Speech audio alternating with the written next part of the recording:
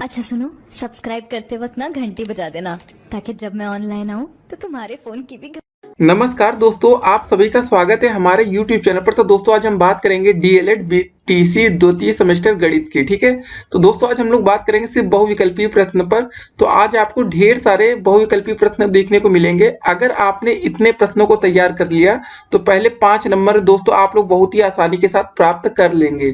तो दोस्तों आपको वीडियो को अंत तक देखना है। अगर आपने एक भी क्वेश्चन मिस किया तो दोस्तों फिर हम गारंटी नहीं लेते कि आपके 5 नंबर आएंगे या नहीं। जो बच्चे टॉपर्स हैं उनके लिए ये वीडियो बहुत ही महत्वपूर्ण है, क्योंकि हम आज आपको बहुत ही प्रकार के क्वेश्चन दिखाने वाले हैं। बस छोटे छोटे प्रश्न रहेंगे जिनको आपको आंसर करने होंगे, और आप लोग लास्ट में जरूर दोस्तों बताइएगा कि आपके कितने नंबर आ रहे हैं। ठीक है, हर प्रश्न का 1 नंबर है। तो आज उम्मीद करेंगे कि आप लोग को देखते हैं कितने नंबर बनते हैं। तो शुरू करते हैं। सबसे पहला प्रश्न लेते हैं। नंबर 1 नंबर क्वेश्चन, सबसे छोटी प्राकृतिक संख्या क्या है? जी हाँ दोस्तों, ऐसे क्वेश्चन पेपर में पूछे जाते हैं और पूछा जा सकता है आप में। तो बस सिंपल सा आपको बोलना है विकल्प नंबर बी है 1। तो आपका सही आंसर होगा विकल्प नंबर बी और 1।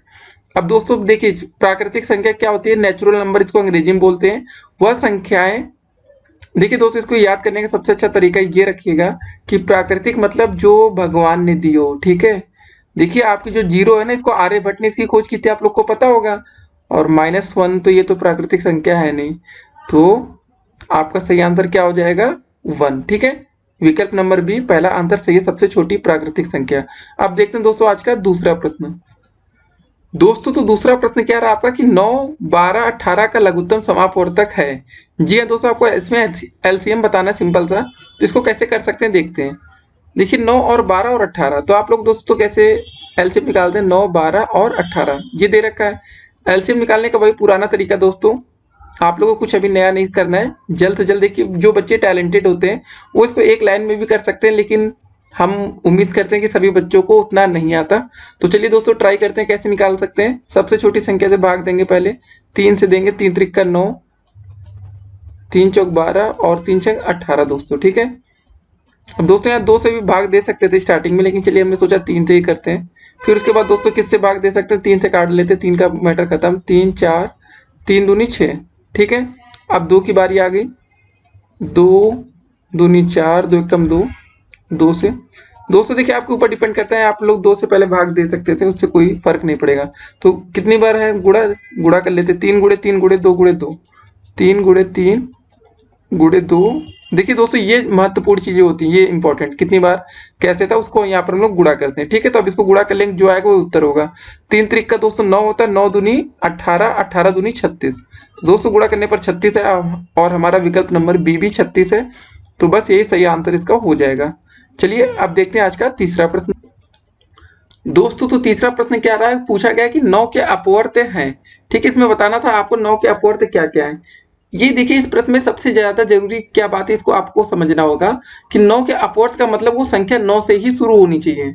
तो पहला विकल्प देखिए दोस्तों, 9, 18, 27, 36। जी हाँ दोस्तों, आपका सही सबसे सही विकल्प यही होगा। आप लोग का 9 का अपवर्त यही होगा आपका उत्तर, विकल्प ए। देखिए दोस्तों 9 के अपवर्त का मतलब होगा 9, 18, 9 त्रिक 27 होता है, 9 चौक के 36। बस दोस्तों आपको इसका गुणा करते जाना रहेगा, बस 9 पचे 45। ठीक है, आगे अगर आपसे दोस्तों 8 का अपवर्त पूछे, ठीक है 8 का अपवर्त बताइए आप लोग। देखिए पेपर में बिल्कुल ऐसा नहीं पूछा जा सकता कि 9 का होगा। तो हम मानते हैं कि 8 का पूछ लेगा, तो आपको लिखना रहेगा 8 हो जाएगा, 16 हो जाएगा, 8 त्रिक 24, 8 चौके 32, ऐसे करके दोस्तों आ जाएगा। अगर आपका 7 का पूछ ले, 7 का अपवर्त बताइए, तो इसको भी आप लोग आसानी से आप कर लेंगे दोस्तों। ठीक है, हमारा मेन मकसद है कि आप लोग को हर तरह के सवाल से वाकिफ कराना, कि पेपर में कोई भी प्रश्न पूछा जाए आप लोग उसको आसानी से कर लें। 7 का पहाड़ा पढ़िए दोस्तों। 7 एकम 7, 7 दूनी 14, 7 त्रिक 21, 7 चौके 28, और आज से आपको बढ़ते रहना है। बस ये तरीका होगा आपको प्रश्न को हल करने के लिए। तो देखिए दोस्तों जो विकल्प नंबर डी था इसमें भी काफी हद तक सही था, लेकिन अगर इसमें 1 ना दिया गया होता तो विकल्प डी भी सही होता। तो हमारा सही आंसर है विकल्प नंबर ए। ठीक है, हमने कितनी चीज सीख ली? 9 का निकालना सीख लिया, 8 का निकालना सीख लिया, 7 का निकालना, 6, 5, 4 सबका अब आप लोग निकाल लेंगे। तो अब देखते हैं आज का अगला प्रश्न। दोस्तों तो चौथा प्रश्न क्या दे रखा है आपका कि कोई संख्या यदि दी हुई 2 या 2 से अधिक व्यंजक को पूरा पूरा विभाजित करे तो उस व्यंजक को कहा जाता है। आपको ये बताना उस व्यंजक को क्या कहा जाता है। तो इसका दोस्तों जो सही आंसर होगा ये होगा आपका समापवर्तक। जी हाँ दोस्तों, विकल्प नंबर 20 का सही आंसर है। देखिए, अगर आप लोग को कोई प्रश्न में डाउट तो इसको आप लोग अपनी कॉपी पर लिख भी लिया करिए, ठीक है। कॉपी पेन लेके बैठिए दोस्तों। अगर वीडियो आप देख रहे हैं तो आप लोग को वीडियो को रोक के स्वयं भी हल करना सीखना पड़ेगा, तब आपकी प्रैक्टिस काफी अच्छी होगी। और उम्मीद रखिए दोस्तों, बहुविकल्पी का कोई भी प्रश्न दोस्तों आज आपका छूटने वाला नहीं है, तो ये आपके लिए अच्छी बात होगी दोस्तों। तो चलिए देखते हैं आज का अगला प्रश्न। दोस्तों तो पांचवा प्रश्न क्या रहा आपका कि सबसे छोटी पूर्ण संख्या क्या है, ये आपको बताना है। देखिए, अगर इसमें प्राकृतिक संख्या पूछा होता पहली प्रश्न की बात ही, तो इसका आंसर हो जाता विकल्प नंबर बी, 2 सही होता। लेकिन यहाँ पर बात हो रही दोस्तों सबसे छोटी पूर्ण संख्या क्या है, तो पूर्ण संख्या में दोस्तों आपकी 0 भी आती है। तो अब आपका सही आंसर जो होगा वो होगा विकल्प नंबर 1, ठीक है। ए व 0 इसका आपका सही आंसर होगा, 0 आंसर। तो दोस्तों देखिए, ये सब छोटी छोटी गलतियां आप लोग वहां कंफ्यूज होते हैं पेपर में, तो इसीलिए हमने कहा कि प्राकृतिक संख्या को आप लोग ऐसे याद रखिएगा जो भगवान ने दे रखी है हमें। तो 0 तो आपके आर्यभट्ट ने खोज की थी, तो ये तो प्राकृतिक संख्या हुई नहीं। तो बात आती है अगर पूर्ण संख्या क्या है सबसे छोटी, तो इसका आंसर होगा 0। अब देखते हैं आज का अगला प्रश्न। दोस्तों तो 6 नंबर प्रश्न क्या रहा है आपका, पूछा गया है कि 1 है। ये बहुत ही अच्छा प्रश्न है दोस्तों, जो आप लोग का आगे यूपी टेट सी टेट या कहीं पर भी ये क्वेश्चन बहुत ही इंपॉर्टेंट होता है कि आपको ये बताना एक भाज्य संख्या है कि एक अभाज्य संख्या है, कि आपको ये बताना दोस्तों एक ना तो भाज्य है ना तो अभाज्य है या इनमें से कोई नहीं। आपके पास 4 विकल्प हैं, ये जरूर आप लोग सोचिएगा और आप लोग जरूर इसका कमेंट में भी आंसर करिएगा कि आपने इसका सही उत्तर दिया था या नहीं। देखिए दोस्तों, भाज्य संख्या क्या होती है इसको भी आज हम लोग जान लेंगे और अभाज्य संख्या को भी जानेंगे। देखिए दोस्तों, अभाज्य संख्या वो संख्या होती है जो कम से कम 2 अंकों से कटनी चाहिए, या 2 जो भी समझ लीजिए आप लोग। 2 का मतलब क्या हो गया दोस्तों, 5 एक अभाज्य संख्या है, तो 5 किससे किससे कटती है आपको पता है, ये 1 से भी कटती है 5 से भी कटती है, मतलब कम से कम 2, ठीक है। अभाज्य संख्याओं की लिस्ट हम निकाल रहे हैं। अब उसके बाद दोस्तों बात करेंगे 3। 3 किससे किससे कटती है, 3 से कटती है, 1 से कटती है, ये भी 2 बार कट रही है, 2, ठीक है। अब बात करते हैं आपकी 11। 11 किससे कटता है दोस्तों, 11 से भी, 1 से भी, ये भी 2। तो मतलब हम समझ गए कि अभाज्य संख्या वही संख्या होंगी जो कम से कम 2 संख्याओं से कटे, लेकिन 2 से अधिक भी ना हो, ठीक है ना।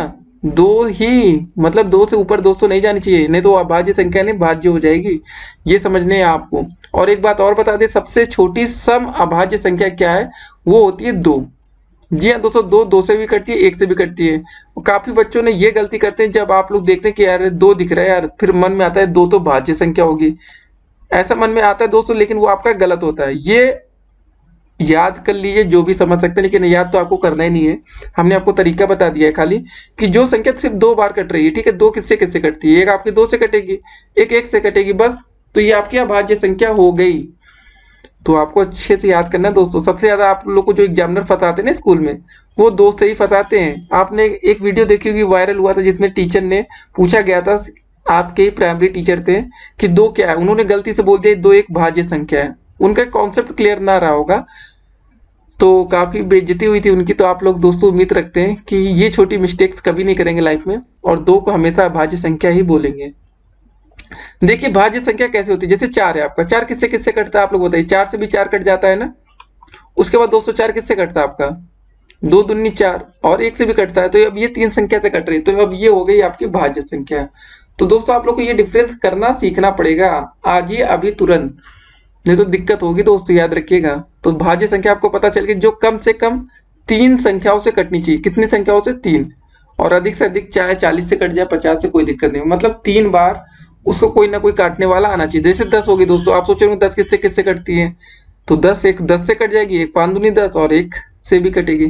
तो ये भी आपकी एक भाज्य संख्या है। तो आज आपने समझ लिया होगा कि भाज्य और अभाज्य संख्या में अंतर क्या होता है। तो आपने देखा एक है ये, ठीक है। अब 1 को किससे काटेंगे, आप सिर्फ 1 को 1 से काट सकते हैं ना, और तो कोई संख्या है नहीं। तो फिर तो एक चीज हमें समझ में आ गई, ये ना तो भाज्य संख्या है भाई, ना तो अभाज्य संख्या है। अब तीसरा विकल्प देखिए, ना तो भाज्य संख्या है ना ही अभाज्य संख्या। जी हाँ दोस्तों, जो हम बोल रहे हैं वही तीसरा विकल्प में लिख रखा है, तो आपका सही आंसर होगा विकल्प नंबर सी। अब देखते हैं आज का अगला प्रश्न। दोस्तों तो 7वां प्रश्न क्या पूछा गया था आपके पेपर में कि क्रमागत 2 पूर्णांकों का अंतर होता है। पूछा नहीं गया होगा तो पूछा जाएगा दोस्तों, लेकिन आने वाले टाइम में, ठीक है। ये बहुत ही आसान क्वेश्चन है, और आप लोग के काफी बच्चों के मन में आ रहा होगा यार क्रमागत 2 है तो 0 हो सकता है, कुछ के मन में जब पक्का आ गया होगा 0। देखिए दोस्तों, क्रमागत दो पूर्णांकों का अंतर कैसे निकालते हैं इसको समझते हैं पहले। मान लेते हैं क्रमागत मतलब लाइन से है, मान लेते हैं एक संख्या 10 है तो दूसरी संख्या क्या होगी, 11 होगी। अगर हम इन दोनों को अंतर करके घटा लेते हैं, 11 में से 10 घटाएंगे दोस्तों कितना आ गया आपका, 1 आ गया। ठीक है यार, तो हमें आंसर पता चल गया। इसका नंबर है विकल्प नंबर बी, ये आपका सही आंसर है 1, -1 नहीं प्लस का 1। फिर आपके मन में दोस्तों एक और आ रहा होगा, एक और एग्जाम्पल लेकर देख लेते हैं। देखिए ऐसे नहीं लिया जाता 10 और 11, रियलिटी ये होती है, मान लेते हैं एक संख्या x है आपकी, दूसरी संख्या क्या है x+1, तो अब दो आपकी क्रमागत संख्याएं हो गई। ठीक है, तो हम क्या करेंगे, x+1 में से x को घटा लेंगे, x से x घट जाएगा, बचेगा 1, तो हमारा 1 यहाँ से आता है। लेकिन हम चाहते हैं आपको बिल्कुल आसान भाषा में समझाएं, क्योंकि वहां पर कोई नहीं पूछेगा, ये बहुविकल्पी का प्रश्न रहेगा। ठीक है, तो आपको सिंपल से बताना होगा इसका सही आंसर क्या है। तो सही उत्तर आपको बताने के लिए या तो आपके मन में 2 आ जाए क्रमागत, मान लेते क्रमागत 1 और 2 है, ये भी तो सीरियल से आती है, तो 2 में से 1 को घटा लीजिए, कितना बचा आपका, 1 बचा। तो हमने देख लिया कि यार हर बार 1 ही आ रहा है, तो आपका सही आंसर भी 1 ही होगा, इसमें कोई डाउट नहीं है। अब देखते हैं आज का अगला प्रश्न। दोस्तों तो 8वां प्रश्न क्या रहा आपका कि किसी पूर्ण संख्या में से शून्य घटाने पर प्राप्त होती है। अगर हम कोई पूर्ण संख्या लेंगे, अगर उसमें से 0 घटा देंगे, ठीक है, तो हमें क्या मिलेगा ये सोचिए आप लोग। तो सिंपल सी बात है यार, वही संख्या मिल जाएगी, जो हम घटाएंगे वही आ जाएगा। मतलब क्या है दोस्तों, पूर्ण संख्या मतलब माने कोई संख्या मान लेते हैं 10, 10 में से अगर 0 घटाएंगे तो क्या मिला आपको, 10 मिल गया, वही संख्या मिली ना। अगर दोस्तों आप 9 लेते हैं, 9 में से अगर 0 घटा देते हैं, 9 - 0, आपको क्या मिल गई, वही संख्या। तो इतना अच्छा दोस्तों क्वेश्चन पूछा जाता है आपके पेपर में, ऐसे क्वेश्चन आएंगे, तो आप लोग बिल्कुल अच्छे से तैयार रहिए दोस्तों, तभी आपके अच्छे अंक आएंगे पेपर में। दोस्तों तो एक बात और आप लोग के लिए जरूरी है कि आपको ये भी पता होना चाहिए कि सबसे छोटी पूर्ण संख्या जो होती है वो आपकी होती है 0। जी हाँ दोस्तों, अगर कभी ये सवाल आ जाए पेपर में कि सबसे छोटी पूर्ण संख्या बताइए, तो आपको बताना होगा 0। ठीक है, JDRO याद रखिएगा दोस्तों इसको। अब देखते हैं आज का अगला प्रश्न। दोस्तों तो 9वां प्रश्न क्या पूछा गया आपका कि प्राकृतिक संख्या है, ये आपको बताना है। पहला विकल्प, दूसरा विकल्प, तीसरा और चौथा। देखिए दोस्तों, हमने आपको सिंपल से बता रखते हैं कि प्राकृतिक संख्या आपकी 1 नंबर से स्टार्ट हो जाती है, 1 2 3। देखिए और कुछ संख्या दोस्तों काफी अलग अलग तरह की होती है, परिमेय संख्या होती है, और तो काफी चीजें अलग अलग आपको देखने को मिलती है। लेकिन आपको यहाँ सवाल सिर्फ सिंपल से पूछा गया है कि इसमें आपको प्राकृतिक संख्या बतानी है दोस्तों, तो इसका विकल्प नंबर ए हो जाएगा और होगा आंसर आपका 5। ठीक है, तो उसके और भी एक्सप्लेन करेंगे कि 2/3 को क्या बोलते हैं, ये और ये। तो आपको परिमेय संख्या बताई जाएगी, अपरिमेय संख्या बताई जाएगी दोस्तों आने वाले टाइम में। तो चलिए अभी फिलहाल प्राकृतिक संख्या पर बात कर रहे हैं और इसका आंसर होगा 5। तो अब देखते हैं आज का अगला प्रश्न। दोस्तों तो 10वां प्रश्न क्या पूछा गया आपका कि ऋण पूर्णांक संख्या होगी क्या है। ठीक है, इसमें तो पहला विकल्प दे रखा है दोस्तों 3/5 माइनस का, दूसरा -5, तीसरा 0 और चौथा दोस्तों अंडर रूट में -7। तो दोस्तों आपको देख के ये आंसर पता चल रहा होगा कि सिंपल सा बी विकल्प हो जाएगा -5। देखिए इसको आपको याद नहीं करना। देखिए होता है कि एक परिमेय संख्या होती है जिसको हम P/Q के फॉर्म में लिखा जा सकता है। तो इन सब चीजों पर चलिए हम आगे बात करेंगे, लेकिन बहुविकल्पी प्रश्न है और आज ढेर सारे प्रश्न पढ़ने हैं। लेकिन आप लोग को सिंपल तो बस ये लॉजिक समझना है कि ऋण पूर्णांक संख्या क्या होती है, या परिमेय संख्या क्या होती है, या अपरिमेय संख्या क्या होती है। कुछ अंडर रूट में लिखे जाते हैं, उसको अपरिमेय संख्या भी हम बोल सकते हैं। ठीक है, उसी को बोलते हैं, बोल क्या सकते हैं। तो चलिए अब आगे देखते हैं अगला प्रश्न, फिर उस पर बात होगी। दोस्तों तो 11 नंबर प्रश्न क्या रहा आपका, पूछा गया क्या शून्य का गुणात्मक प्रतिलोम होता है, ये आपको बताना है। तो दोस्तों इसका आंसर सिंपल सा आप लोग बोल देंगे नहीं। जी हाँ दोस्तों, शून्य का गुणात्मक प्रतिलोम नहीं होता है। तो अगर आपके पेपर में ऐसे प्रश्न आते हैं तो आप लोग को अभी से तैयारी कर लेनी है, कुछ प्रश्न आपको रट्टा मार लेना है। ठीक है, तो इसका आंसर हो जाएगा नहीं। अब देखते हैं 12वां प्रश्न। दोस्तों तो 12 नंबर प्रश्न क्या रहा आपका कि -1 और +1 के बीच कितनी परिमेय संख्या प्राप्त की जा सकती है। तो इसके विकल्प दिए गए 0, 1, 2 या अनंत। अनंत का मतलब इनफाइनाइट होता है दोस्तों, आप लोगों ने पढ़ा होगा ऐसा वाला चिन्ह। तो इसका सही आंसर क्या होगा दोस्तों, आपको बताना है। तो जिन बच्चों के मन में आ रहा होगा इसका उत्तर अनंत होगा, वो बच्चे बिल्कुल सही हैं। इसका सही आंसर आपका दोस्तों क्या होगा, अनंत। तो दोस्तों देखिए इन सभी प्रश्नों को आपको तैयारी कैसे करनी है, कुछ प्रश्न आपको याद भी करते जाना है। जैसे सब आसान क्वेश्चन है, याद हो जाएंगे तो सही है, नहीं तो आप लोग के मन में आ जाने चाहिए। क्योंकि कुछ बच्चे ज्यादा ही कमजोर होते हैं पढ़ने में, तो उनके लिए दोस्तों हम चाहते हैं कि वो भी अच्छे से तैयारी कर सके। क्योंकि अभी आपका आगे मेन टारगेट होगा यूपी टेट का और सीटेट का होगा। ठीक है, तो अभी से दोस्तों मैथ मजबूत नहीं करेंगे तो आगे दिक्कत होगी। तो इसका आंसर फिलहाल अनंत है। अब देखते हैं आज का अगला प्रश्न। दोस्तों तो 13 नंबर प्रश्न क्या है आपका कि -8 का योगात्मक प्रतिलोम होगा। तो हमें हमारे पास 4 विकल्प दिए गए हैं, पहला है 16, दूसरा -16, तीसरा 16 की घात 1 या इनमें से कोई नहीं। देखिए दोस्तों, ये बहुत ही आसान प्रश्न होते हैं और पेपर में पूछे जाते हैं, लेकिन आप लोग के अंदर कभी कभी होता है ना, इसको कभी आपने देखा नहीं ऐसे क्वेश्चंस को तो भूल जाते हैं। तो योगात्मक प्रतिलोम का मतलब होता है कि प्रभाव में विपरीत। तो मतलब अगर दोस्तों आपसे ये पूछा जाएगा +8 का योगात्मक प्रतिलोम क्या होगा, तो ये होगा आपका -8। 10 का योगात्मक प्रतिलोम क्या होगा दोस्तों, -10। तो दोस्तों यहाँ पर सेम बात की गई है कि आप बात हो रही है कि -8 का योगात्मक प्रतिलोम क्या होगा, ये आपको बताना है। तो इसका उल्टा क्या हो जाएगा दोस्तों, 8 हो जाएगा प्लस का। अगर दोस्तों बात करें -5 का योगात्मक प्रतिलोम, प्लस का 5 हो जाएगा। बस प्रभाव में विपरीत करना है दोस्तों। कभी गुणात्मक प्रतिलोम की बात आती है ना, क्या होता है गुणात्मक प्रतिलोम। देखिए भी हो सकता है कि आगे हम सवाल भी आपको दें इसी वीडियो में, लेकिन इसको भी देख लेते हैं कि अगर दोस्तों 3 का गुणात्मक प्रतिलोम पूछा जाए तो ये हो जाएगा 1/3। अगर दोस्तों 4 का पूछा जाए तो 1/4 हो जाएगा। ये गुणात्मक है और ये योगात्मक है। ठीक है, तो हम ये समझ गए। तो मतलब हमें समझ में आ गया, हमने यहाँ पर आप दिखा दिया आपको कि 8 का क्या हो जाएगा, -8 का प्लस का 8 होगा।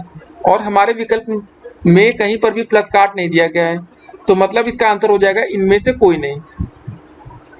ठीक है, लेकिन दोस्तों आपको सही आंसर हमने बता दिया है ना कि -8 का योगात्मक प्रतिलोम क्या हो जाएगा आपका, होगा प्लस का 8। अगर विकल्प में प्लस का 8 दिया हो तो आप उसको टिक करते, नहीं दिया है तो इनमें से कोई नहीं। तो बस सिंपल से क्वेश्चन रहेंगे, पेपर में पूछे जाएंगे। अब देखते हैं अगला एक और क्वेश्चन आपको इसी तरह से दिखाते हैं। चलिए दोस्तों, तो 14 नंबर प्रश्न हमने क्या लिया है कि -16 का योगात्मक प्रतिलोम होगा। जी हाँ दोस्तों, हमने आपको बोला था ना बिल्कुल वैसा ही कुछ क्वेश्चन आपको मिलने वाला है। तो बताइए अब -16 का योगात्मक प्रतिलोम क्या होगा। बस आपको क्या लिखना है, ऐसे -16 लिखना है, बराबर में उसको पलट दीजिए, माइनस है यहाँ पर प्लस का 16 लिख दीजिए, बस ये आपको उत्तर हो जाएगा। अगर क्वेश्चन में दोस्तों दिया गया होता प्लस का 15, ठीक है, अगर कुछ नहीं रहता तो आगे हम प्लस मानते तो इसका उत्तर हो जाएगा -15। तो बस देखिए विकल्प पर कहीं पर भी -16 प्लस का 16 दिया गया, नहीं दिया गया, तो इसका आंसर होगा इनमें से कोई नहीं। लेकिन दोस्तों आपको सही आंसर तो पता चल चुका है ना कि -16 का योगात्मक प्रतिलोम होगा आपका प्लस का 16। ठीक है, यहाँ पर माइनस था, यहाँ पर प्लस हो गया, ऋणात्मक था धनात्मक हो गया। अब देखते हैं आज का अगला प्रश्न।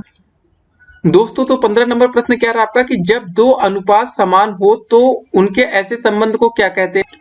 तो इसके 4 विकल्प दिए गए हैं। पहला है कि मिश्रित अनुपात कहते हैं, दूसरा है कि सरल अनुपात कहते हैं, तीसरा है कि समानुपात, या चौथा है इनमें से कोई नहीं।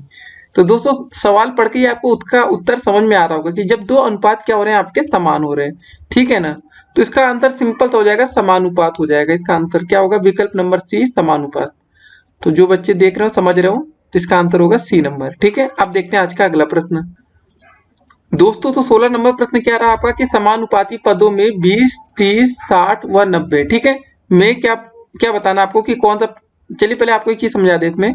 जो आपका दोस्तों पहला 20 है, इसको बोलेंगे हम बाह्य पद। क्या बोलेंगे, बाह्य पद। ठीक है, और जो दोस्तों लास्ट में, इसको भी हम बोलेंगे बाह्य पद। भाई बाह्य है ना, दोनों तरफ बाहर बाहर से। अब दोस्तों जो 30 और 60, इसको बोलेंगे हम मध्य पद। क्या बोलेंगे, मध्य पद। या 2 बार लिखे या 1 बार लिखते हैं, समझ में आ रहा होगा। तो पहला विकल्प दोस्तों दिया गया 20 और 60 मध्य पद है। दोस्तों देखिए 60 तो मध्य है, लेकिन 20 क्या है, बाह्य, तो ये विकल्प गलत हो गया आपका। दूसरा विकल्प दोस्तों 30 और 60 बाह्य पद है, देखिए 30 क्या है, मध्य है, 60 भी मध्य, ये भी विकल्प पूरी तरीके से गलत। तीसरा विकल्प दोस्तों 20 और 30 बाह्य पद है। देखिए दोस्तों आपके सामने 20 जो दिख रहा है ये तो बाह्य पद है, जी हाँ दोस्तों, लेकिन 30 क्या है, मध्य पद है, ये भी गलत। अब चौथा विकल्प आता, बोला गया 30 और 60 मध्य पद है। तो दोस्तों जरा देखते हैं, देखिए 30 ये लिखा है ना, और 60 ये भी हमने बोला मध्य पद दोनों। तो दोस्तों आपका सही विकल्प हो जाएगा विकल्प नंबर डी। तो 30 और 60 क्या है, आपके मध्य पद है। बस इतना ही आपको बताना था, इसका सही आंसर होगा विकल्प नंबर डी। अब देखते हैं आज का अगला प्रश्न। दोस्तों तो 17 नंबर प्रश्न क्या पूछा गया आपके पेपर में कि 25, 75, 500, 1000 समानुपात में नहीं है क्योंकि। आपको बताना है, यहाँ पर बोला गया यहाँ पर कोई बाह्य पद नहीं है, पहला विकल्प। दोस्तों बाह्य पद तो आपको दिख रहा होगा ना, तो ये तो होगा नहीं। और दूसरा विकल्प दोस्तों आपका बाह्य पदों का गुणनफल मध्य पदों का गुणनफल नहीं है। दोस्तों ये हो सकता है, ठीक है, इस पर हम लोग रुकते हैं और इस पर बात करेंगे आगे। उसके बाद तीसरा विकल्प दोस्तों बाह्य पदों का गुणनफल मध्य पदों का गुणनफल बराबर है। अगर दोस्तों ये होता ना, तीसरा विकल्प सही चीज, तो ये आपका समानुपात में होता, तो ये विकल्प पूरी तरीके से गलत है, पहला गलत हो चुका है। और चौथा विकल्प दोस्तों मध्य पदों का गुणनफल ये दे रखा है, तो चलिए देख लेते हैं कैसे क्या करना होता है। ऐसे लिखा है ना दोस्तों 25 75, ऐसे पहले लिख लेते हैं। जैसे इन्होंने पहले मान लेते कि चलिए समानुपात में है ही है, ठीक है ना, 500 और 1000। इसने क्या बोला दोस्तों, मध्य पदों का गुणनफल कितना है, ये 75 है दोस्तों, याद रखिएगा। 3750 है, तो इसका गुणा कर लेते हैं जरा। 500 गुणे 75, तो गुणा करके देखते हैं दोस्तों कितना हो जाएगा। 5 0 0 0 50 25, ठीक है ना। फिर कट्टम 7 0 7 0 0, 2 0 आ गए दोस्तों, और 7 बचे कितना होता है 35 35। तो 0 0 5 3 2 5 2 7 और 3 37,500। तो दोस्तों हमारा कुछ मध्य पदों का गुणनफल ये आपके सामने दिख रहा है, ये है, ठीक है। तो इसमें हमें करना क्या होता है पता है दोस्तों आप लोग को, देखिए हम आपको एकदम सही चीज बताते हैं। देखिए जो इसमें सही आंसर हमारा आएगा विकल्प नंबर बी होगा। इसमें करना ये होता है कि बाह्य पदों का जो गुणनफल होना चाहिए दोस्तों, वो मध्य पदों के गुणनफल के बराबर होना चाहिए। अब हम बाह्य पदों का गुणनफल अगर निकालेंगे, 25 गुणे 1000 कर देंगे दोस्तों, और वो 75 गुणे 500 दोनों अगर बराबर आता है, ठीक है, इक्वल आता है, तो हमारा वही उत्तर होना चाहिए, मतलब समानुपात की ये कंडीशन होती है। चलिए इससे पिछले वाले सवाल में जो हमने किया था ना, अभी देखिए यहाँ पर 20 था, 30 था, 60 और 90 था। मध्य पद दोस्तों हमारे क्या थे इसमें, 30 गुणे 60 था, और दोस्तों जो हमारे बाएं पद थे पहला और लास्ट वाला, ठीक है, 20 गुणे 90। दोस्तों अगर इसका गुणा करेंगे, हम जरा करके दिखाते हैं। क्षेत्रीय 18 होता है, यहाँ आ गया 1800, ठीक है, 9 दूनी 18। तो दोस्तों हमने यहाँ देखा कि जो बाह्य पद हो रहे हैं और जो मध्य पद हो रहे हैं उनका गुणनफल बराबर आ रहा है। तो इसमें भी यही कंडीशन हमारी सेम होनी चाहिए, मतलब बाह्य पदों का जो गुणनफल होगा दोस्तों वो मध्य पदों के गुणनफल के बराबर नहीं है, इसलिए ये समानुपात में नहीं है। इसका ये कंडीशन प्रूफ होता है। अब जो दोस्तों बात आती है विकल्प नंबर डी की मध्य पदों का गुणनफल 3750। देखिए हमने गुणनफल किया तो 37,500 आया, लेकिन दोस्तों वहां पर हर बार क्वेश्चन कुछ अलग हो सकता है, ठीक है ना। तो इससे ये मैटर नहीं करता कि मध्य पदों का गुणनफल 3750, या आप लिख देता कि अगर 37 करोड़ लिख दे दोस्तों, ठीक है, या कुछ भी और दोस्तों जो मन करे लिख दे, उससे मतलब नहीं है। लेकिन हमें एक सही कंडीशन देनी पड़ती है। तो हमारी सही कंडीशन ये थी कि जो हमारा बाह्य पदों का गुणनफल है वो मध्य पदों का गुणनफल के बराबर नहीं है, इसलिए ये समानुपात में नहीं है। तो बस आपको समझ में आ गया होगा, इसका विकल्प नंबर बी सही है। हमने इसको प्रूव करके दिखाया कि आपका एकदम जो पिछला क्वेश्चन सेम था आपका, उसमें समानुपाती पद दे रखे थे, अगर उसको हमने बाह्य पद और मध्य पद का गुणनफल किया तो दोनों हमारे क्या आए, बराबर आए। अब देखेंगे आज का अगला प्रश्न दोस्तों। तो 18 नंबर प्रश्न क्या रहा आपका कि 6 और 54 का मध्यानुपाती है। आपको बताना 6 और 54 का मध्यानुपाती क्या होगा। देखिए कभी अगर आपको पूछा गया पेपर में कि मध्यानुपाती निकालना है, तो आपको सिंपल सा एक तरीका होता है। देखिए इसको ऐसे माना जाता है, अगर a/b बराबर दे रखा है दोस्तों b/c, मतलब तो सिंपल सा मेथड बनता है b² बराबर ac। तो दोस्तों आपका दो वैल्यू दे रखी रहेंगी जो a और c ये मानी जाएंगी, ठीक है। अगर हम a को मानते दोस्तों 6 था और b को मानते दोस्तों c का मतलब 54 था, तो कितना हो गया दोस्तों 6 गुणे 54, 6 चौक 24 का 4, 6 पंजा 30, 30 2 32।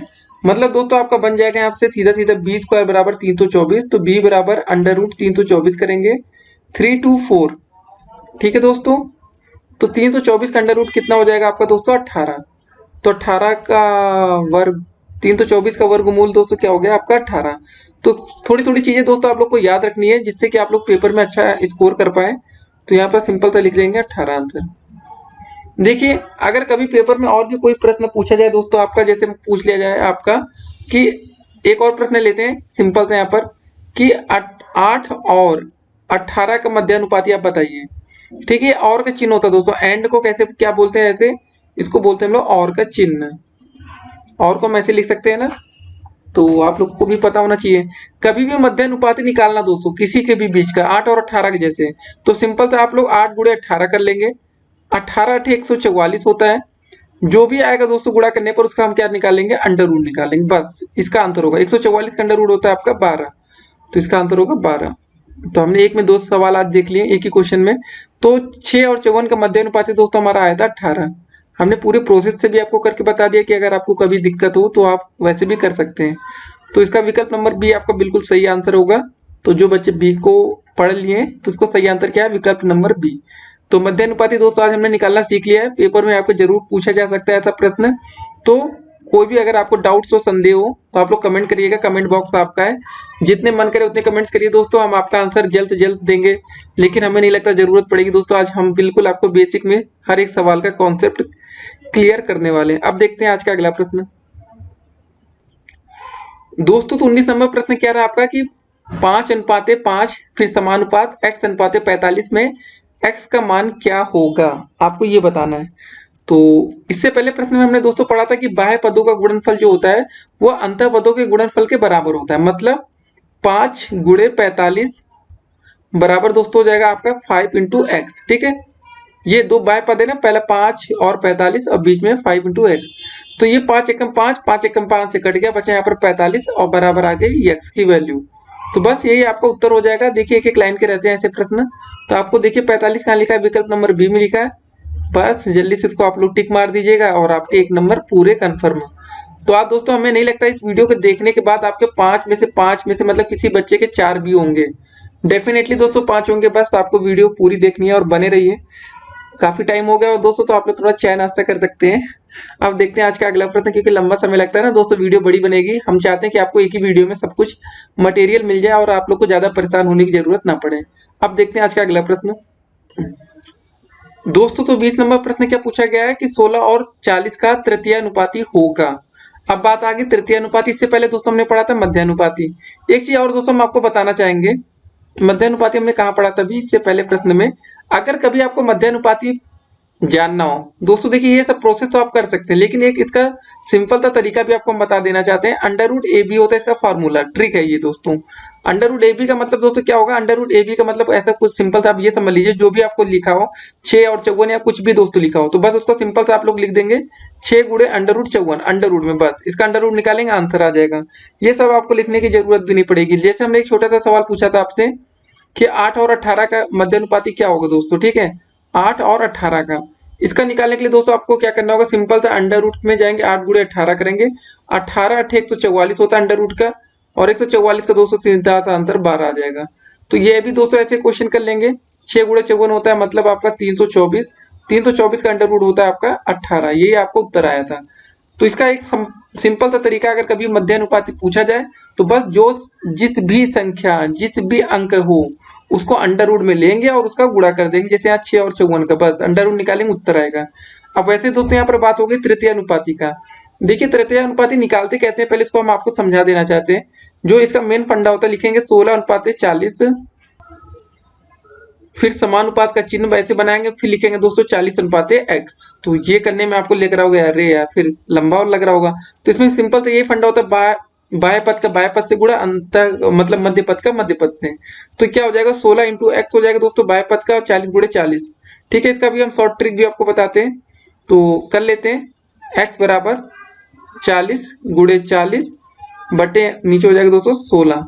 ठीक है, 4 चौके 16, 4 दाम 40, 4 एकम 4, फिर 4 दाम 40, मतलब 10 गुणे 10 आगे दोस्तों x बराबर आ जाएगी वैल्यू 100। एक तो तरीका दोस्तों ये हो गया। अब आपका 100 आ रहा है कि नहीं किसी विकल्प में? जी हाँ दोस्तों, विकल्प नंबर सी है, इसमें आंसर आपका 100 देखने को मिल रहा है। तो दोस्तों ये आपका मेन मेथड है। पेपर में कभी 1 नंबर में 2 नंबर में पूछा जाएगा ऐसा प्रश्न, तो आपको ऐसे करना होगा पूरे अंक पाने के लिए। अब शॉर्ट कट क्या रहेगा दोस्तों, जो भी आपका पद देखिए यहाँ पर देखेंगे क्वेश्चन में आप लोग को देखना रहेगा, जो भी दोस्तों जैसे 16 और 40 लिखा है, ठीक है, आपको दूसरा वाला जो पद दिखेगा उसको क्या करेंगे, उसका फॉर्मूला रखेंगे बी स्क्वायर बटे ए, या मतलब क्या होगा दोस्तों सिंपल था 40 गुणे 40 बटे 16, बस। ठीक है, ये फॉर्मूला भी रहेगा। ये आपको ये मेथड करने से आप बच सकेंगे। जैसे आपका अगर 1 नंबर में पूछा जाता है बहुविकल्पी में, तो ये मेथड करने से कोई फायदा नहीं, लेकिन ये स्टेप वाइज मार्किंग होती है। अगर आपको ये क्वेश्चन 2 नंबर में या 1 नंबर में उसमें आता है अति लघु उत्तरी में, तो आपको करना पड़ेगा। हम आपको पूरी तरीके से बता देना चाहते हैं आप कब जल्दी से जल्दी आंसर पा सकते हैं, कब थोड़ा समय लगेगा। ठीक है ना, तो आपके पास 2 ऑप्शन रहेंगे, या तो ये तरीका अपनाइए सीधे उत्तर पाने के लिए, या तो दोस्तों ये पूरा मेथड अपनाइए अच्छे अंक पाने के लिए। तो आपके ऊपर है, आपकी चॉइस होगी। अब देखते हैं आज का अगला प्रश्न दोस्तों। तो 21 नंबर प्रश्न आपका क्या रहा है कि x² + 2y + 3 कैसा व्यंजक है। आपको ये बताना सजाती है कि विजाती है, या इनमें से कोई नहीं है, या तो ज्ञात भी नहीं किया जा सकता, क्या है ये आपको बताना है। देखिए दोस्तों, सबसे पहले आप इस प्रश्न में क्या देखेंगे, यहाँ पर ध्यान देखिए, यहाँ पर लिखा है x²। ये तो सबको दिख गया होगा। उसके बाद दोस्तों कहेंगे इसमें नया क्या है। उसके बाद दोस्तों हम यहाँ फिर से ध्यान देखेंगे, यहाँ पर लिखा है 2y, मतलब दो अलग अलग है, एक तरफ x है एक तरफ y, तो मतलब ये सजाती तो होगा नहीं, तो बचेगा दोस्तों दूसरा विकल्प विजातीय है। इसका आंसर होगा विजातीय। अभी दोस्तों आपके लिए सजाती का भी हम एग्जाम्पल देने वाले हैं, तो परेशान मत होइए। आप देखिए आज का अगला प्रश्न दोस्तों, तो 22 नंबर प्रश्न आ गया आपके लिए कि 9y² प्लस 4y प्लस 8 कैसा व्यंजक है आपको बताना है। तो दोस्तों आप यहाँ पर देख रहे होंगे, यहाँ पर भी y दिख रहा है और यहाँ पर भी y दिख रहा है, या तो दोस्तों दोनों तरफ x दिखना चाहिए। तो बस सिंपल सा है, इसका आंसर आप लोग समझ गए होंगे कि अब ये सजाती होगा। अगर दोस्तों इसमें एक तरफ x हो जाता एक तरफ y होता तो फिर से ये विजाती बन जाता, लेकिन हमने कहा इस बार आपको सजाती का भी एग्जाम्पल मिलना चाहिए, तो इसका आंसर होगा दोस्तों सजाती है। अब देखते हैं आज का अगला प्रश्न दोस्तों, तो 23 नंबर प्रश्न क्या रहा आपका कि समीकरण में पक्ष होते हैं। बस सिंपल से आपको बता देना, इसमें समीकरण में दो पक्ष होते हैं और इसमें आप लोग को ज्यादा परेशान होने की जरूरत नहीं है। तो इसका आंसर होगा एक समीकरण में दो पक्ष होते हैं, ठीक है ना। तो अब देखते हैं आज का अगला प्रश्न। समीकरण दोस्तों कैसे होता है, x² प्लस 2x बराबर 0 लिख देते हैं दोस्तों, तो ये भी आपका एक समीकरण बन जाता है। तो इसमें दो पक्ष हो गए ना, एक पक्ष ये वाला हो गया LHS वो बोल सकते हैं दोस्तों, या आपका बायां पक्ष एक तरफ हो गया दोस्तों RHS, ठीक है। फिलहाल इसको सॉल्व करेंगे तभी पता चलेगा कि बायां पक्ष और दायां पक्ष बराबर है या नहीं, लेकिन हम बता रहे हैं आपको बस समझाने के लिए। समीकरण में आपके दो पक्ष होते हैं, बस आपको इतना जानना जरूरी है। अब देखते हैं आज का अगला प्रश्न दोस्तों, तो 24 नंबर प्रश्न क्या रहा आपका कि 3x² प्लस 5x माइनस 2 व्यंजक कैसा समीकरण है, आपको ये बताना है। पहला ऑप्शन है आपका द्विघात है कि सरल समीकरण है दोस्तों, कि n घात समीकरण है या द्विघात समीकरण है दोस्तों। तो बस आपको यहाँ पर देखने की जरूरत है, यहाँ पर कितनी घातें आ रही हैं सबसे ज्यादा। यहाँ पर दोस्तों आपको देखने को मिल रहा होगा कि यार यहाँ पर तो दो घातें आ रही हैं, तो बस इसका विकल्प हम क्या द्विघात समीकरण टिक कर सकते हैं। जी हाँ दोस्तों, बस आपका विकल्प नंबर ए हो जाएगा दोस्तों द्विघात समीकरण, ठीक है ना। आप देखते हैं आज का अगला प्रश्न दोस्तों, तो 25 नंबर प्रश्न क्या है आपका कि x प्लस 1 का होल क्यूब बराबर 0 व्यंजक कैसा समीकरण। देखिए दोस्तों दोनों क्वेश्चन में आपको कुछ समानता नजर आ रही होगी, तो इसमें भी दोस्तों कुछ आपको कुछ बड़ा नहीं करना है, तो बस आपको यहाँ पर बताना कैसा समीकरण है। इसमें दोस्तों देखिए यहाँ पर क्यूब आ रहा है, मतलब जब ये ब्रैकेट ओपन होगा तो सबसे पहले x की घात 3 होने वाली है।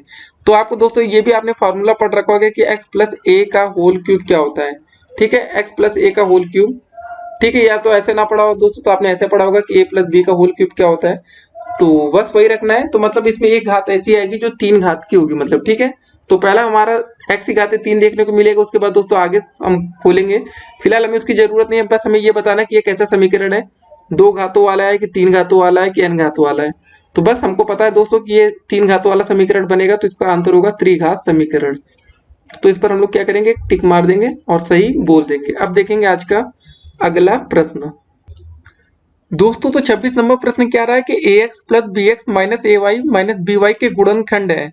तो दोस्तों देखिए गुणनखंड में काफी बच्चों की गलती होती है, ये बहुत ही अच्छा टॉपिक होने वाला है यहाँ से। तो दोस्तों चलिए देखते हैं, सबसे पहले क्या लिखा आपका ax लिखा है ना दोस्तों, फिर क्या लिखा आपका bx, फिर दोस्तों माइनस ay और माइनस का by, ay माइनस का by, इसके गुणनखंड है। बस आपको सिंपल सा कुछ नहीं करना है। इसमें देखिए दोस्तों x और x है ना, यहाँ पर हम लोग x को क्या लेंगे, कॉमन ले लेंगे, बीच में क्या बचेगा a प्लस b, ठीक है दोस्तों। और उसके बाद दोस्तों यहाँ पर हम लोग देख रहे हैं यहाँ पर y है यहाँ पर भी y है, तो यहाँ पर हम लोग y को कॉमन लेंगे। देखिए एक क्या और है, यहाँ पर माइनस का चिन्ह है तो माइनस के चिन्ह के साथ लेंगे, तो माइनस को y कॉमन लेंगे तो बचेगा क्या दोस्तों, ब्रैकेट में a बचा और b बचा। यहाँ दोस्तों माइनस कॉमन लिए थे इसलिए अंदर ब्रैकेट के हो गया प्लस। तो दोस्तों ये देखिए a प्लस बी यहाँ पर भी है, a प्लस बी यहाँ पर भी है, दोनों में a प्लस बी है, तो यहाँ पर क्या कर लेंगे a प्लस बी को कॉमन लेंगे दोनों तरफ से, और तो बचेगा आपका क्या बचेगा x माइनस वाई। बस दोस्तों अब आप आंसर देख लेते हैं कहाँ पर ऐसा लिखा है इस विकल्प में। देखिए सी विकल्प देखिए दोस्तों जरा ऐसा ही कुछ लिखा है ना, a प्लस बी और x माइनस वाई, तो बस यही आपका सही उत्तर हो जाएगा और आपको एक अंक दे के जाएगा। तो दोस्तों अगर आप लोग ऐसी तैयारी करते रहेंगे प्रश्नों की तो बहुत ही आसानी के साथ अच्छे अंक ला सकते हैं, ठीक है ना। अब देखते हैं आज का अगला प्रश्न 27 नंबर प्रश्न दोस्तों क्या दे रखा है कि x² माइनस 8x प्लस 7 के गुणनखंड है। देखिए फिर से हमने गुणनखंड का एक सवाल और लिया है, चलिए इसको सॉल्व करके देखते हैं। प्लस ने x² माइनस का 8x प्लस का 7, दोस्तों देखिए गुणनखंड करने के लिए क्या करते हैं, सबसे पहला और सबसे लास्ट को गुणा करते हैं। यहाँ इसका दोस्तों गुणांक कुछ नहीं तो यहाँ पर 1 मानेंगे, ठीक है। अगर कुछ ना लिखा हो तो 1 मानेंगे, तो 7 गुणे 1 करेंगे दोस्तों, कितना आता है 7 आता है। और बीच वाली संख्या को यहाँ पर देखिए दोस्तों, ये वाली जो संख्या दी होती है यहाँ पर, अगर यहाँ पर प्लस का चिन्ह है तो इसको जोड़ के लाएंगे, अगर यहाँ घटाने का चिन्ह है माइनस का तो घटा के लाएंगे। तो 7 एकम 7 और 7 में 1 जोड़ते हैं दोस्तों, बनता है हमारा 8। तो ये होता है इक्वेशन को सेटिस्फाई करना, मतलब आप जब कर रहे हैं तो आपके मन में दिमाग थोड़ा चलना चाहिए। अगर इसमें कोई और दिक्कत हो दोस्तों बताइएगा, आपके लिए एक अलग से वीडियो भी बना दी जाएगी। एक्स स्क्वायर, ठीक है दोस्तों। यहाँ पर हमने क्या देखा दोस्तों, 7 और 1 का गुणा किया था ना, तो एक बार मानेंगे 7x, फिर माइनस का x मानेंगे, प्लस का 7। तो दोस्तों देखिए माइनस तो नहीं, लेकिन यहाँ माइनस का चिन्ह था तो सबको वो माइनस करते जा रहा है। तो यहाँ पर x कॉमन ले लेंगे दोस्तों, क्या बचेगा x माइनस का 7 बचेगा। और यहाँ पर दोस्तों कुछ नहीं तो -1 कॉमन ले लेंगे तो x माइनस 7 बचेगा। तो बस हो गया दोस्तों। यहाँ पर देखिए x माइनस 7 है, यहाँ पर भी x माइनस 7 है, दोनों में x माइनस 7 है। तो x माइनस 7 को हम लोग चलिए कॉमन ले लेते हैं और बचेगा कितना दोस्तों आपके लिए, x माइनस 1। बस अब देखते हैं कहाँ पर ऐसा विकल्प दे रखा है जहाँ पर माइनस, दोनों माइनस में दोस्तों, ठीक है। तो विकल्प नंबर सी जरा देखिए दोस्तों आप लोग, x माइनस 1 भी दे रखा है और x माइनस 7 भी दे रखा है। तो इस क्वेश्चन में दोस्तों जो हमारा सही आंसर होगा वो यही हो जाएगा। तो चलिए सही है, सही आंसर हमने ले आया बहुत ही आसानी के साथ। तो बस इन तरीकों से दोस्तों आप लोग करेंगे, कभी कोई गलती नहीं होगी। अगर आपको गुणनखंड करने में अभी भी कोई दिक्कत लग रही है कि आप इसका गुणनखंड नहीं कर पाएंगे, आप लोग कमेंट कर सकते हैं दोस्तों, उस पर भी हम आपको समझा सकते हैं। हाँ, और जिन बच्चे दोस्तों चाहते हैं कि हमसे पर्सनल कोचिंग लेने की, तो दोस्तों हमारा बैच चलने वाला है दोस्तों जल्द से जल्द, लेकिन मतलब 10-10 बच्चों के दोस्तों बैचेस चलेंगे, ठीक है। तो एक बैच में दोस्तों सिर्फ 10 बच्चे होंगे और उनकी फीस होगी लगभग 1000 रुपए पर बच्चा। तो दोस्तों देखिए अगर आपके पास पैसे नहीं है तो आप लोग यूट्यूब का माध्यम लीजिए, इससे पढ़ते रहिए।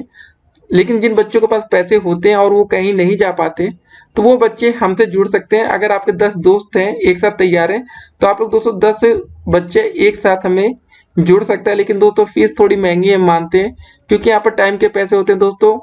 तो कोशिश कर सकते हैं आप लोग दोस्तों पढ़ने की, नहीं तो यूट्यूब तो है ही है, आप लोग यहाँ पर हमसे बने रहिए और आप लोग फ्री में पढ़ते रहिए। और जो बच्चे चाहते हैं ज़्यादा पढ़ना और जिनके पास पैसे हैं और जो हमसे बात करना चाहते हैं तो वो 1000 रुपये पेमेंट कर सकते हैं दोस्तों, ठीक है।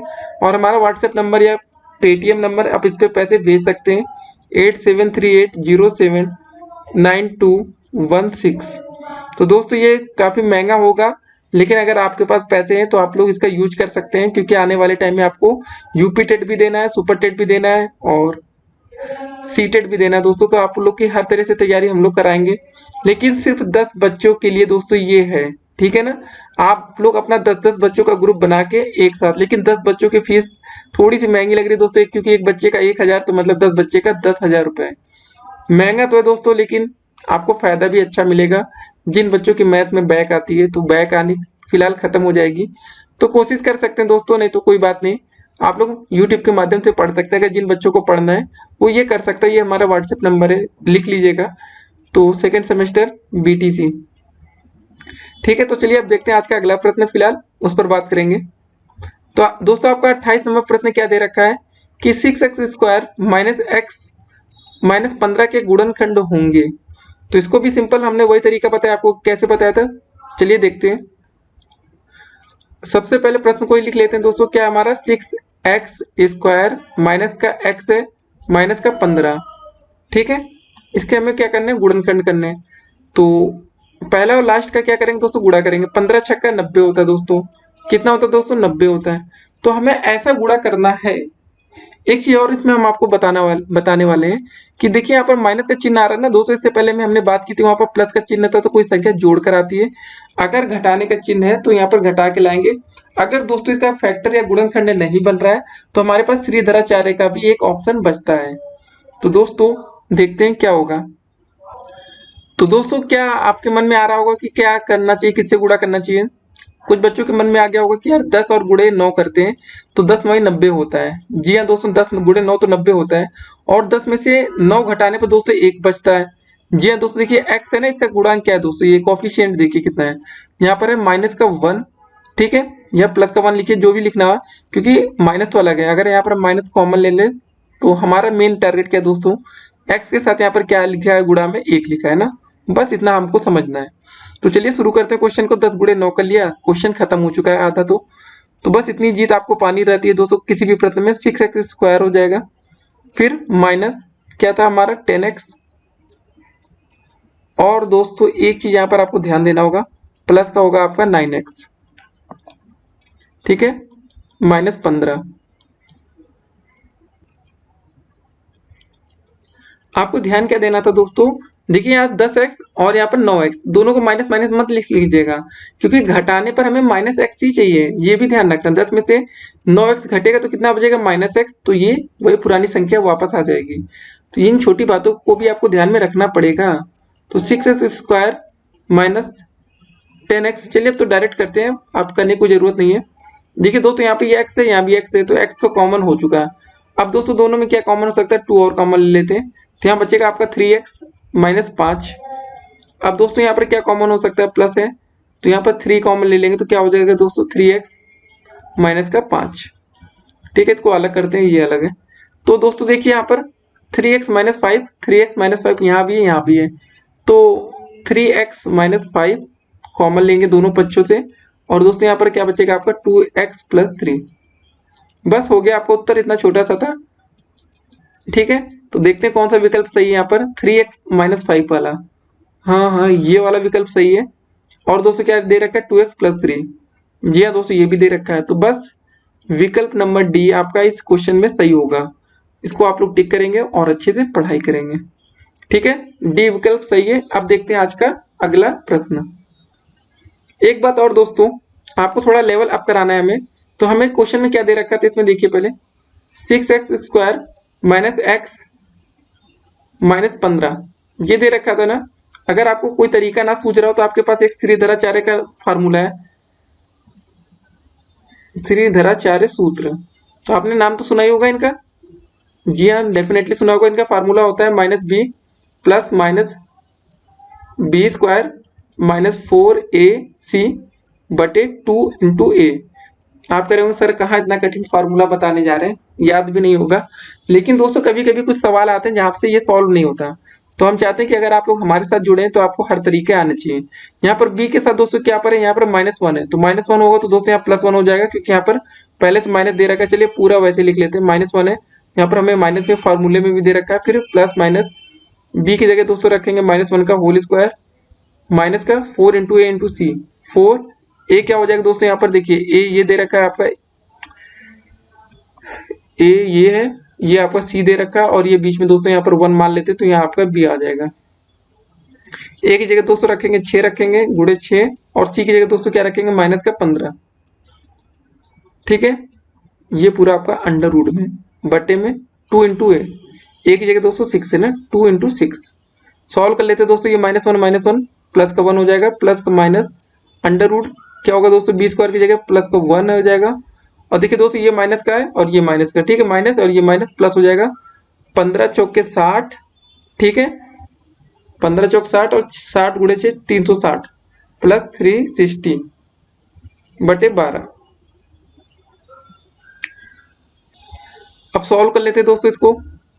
ठीक है, 1 प्लस माइनस अंडर रूट का कितना हो जाएगा दोस्तों, 361 अंडर रूट में बटे में 12। देखिए दोस्तों अंडर रूट 361 किसका वर्गमूल होता है, ये 19 का होता है, तो 1 प्लस माइनस 19 बटे 12। अब दोस्तों इसको सॉल्व करेंगे। देखिए एक बार हम लोग प्लस लेंगे, एक बार हम लोग क्या लेंगे, माइनस लेंगे, पहले प्लस फिर माइनस, ठीक है, जैसे चाहे वैसे। तो 1 प्लस 19 बटे 12 कर लेते हैं दोस्तों, कितना आ जाएगा 20 बटे 12। इसको सॉल्व कर लेंगे दोस्तों, कितना हो जाएगा 4 × 12 4 × 5 20। तो दोस्तों हमारी एक संख्या आती है 5 बटे 3 आती है एक्स की वैल्यू। और दोस्तों अगर हम यहाँ पर माइनस लेंगे, देखिए यहाँ पर प्लस और माइनस का मतलब होता है यहाँ पर दोस्तों, एक बार आपको प्लस चिन्ह लेना होगा धनात्मक, एक बार आपको लेना होगा ऋणात्मक। तो 1 माइनस 19 बटे 12, तो दोस्तों यहाँ पर क्या हो जाएगा -18 बटे 12, तो 6 दूनी 12 6 त्रिक 18। दोस्तों यहाँ बचा आपका -3 बटे 2। तो दोस्तों हमने दो संख्या निकाली। एक चीज यहाँ पर देखिए, जो हमारा आंसर आया था, यहाँ से अगर दोस्तों x की वैल्यू निकालेंगे यहाँ से, ठीक है, तो यहाँ पर x बराबर आ जाएगा -3 बटे 2, और दोस्तों यहाँ से x की वैल्यू निकालेंगे तो यहाँ +5 उधर जाएगा और बचेगा 3, 5 बटे 3 और -3 बटे 2, और यहाँ से भी दोस्तों हमने यही वैल्यू निकाली। ठीक है, -3 बटे 2 एक आई और एक आई आपकी 5 बटे 3। दोस्तों यही सब तरीके होते हैं, अगर आप लोग अच्छे से पढ़ेंगे तभी आपको आएंगे।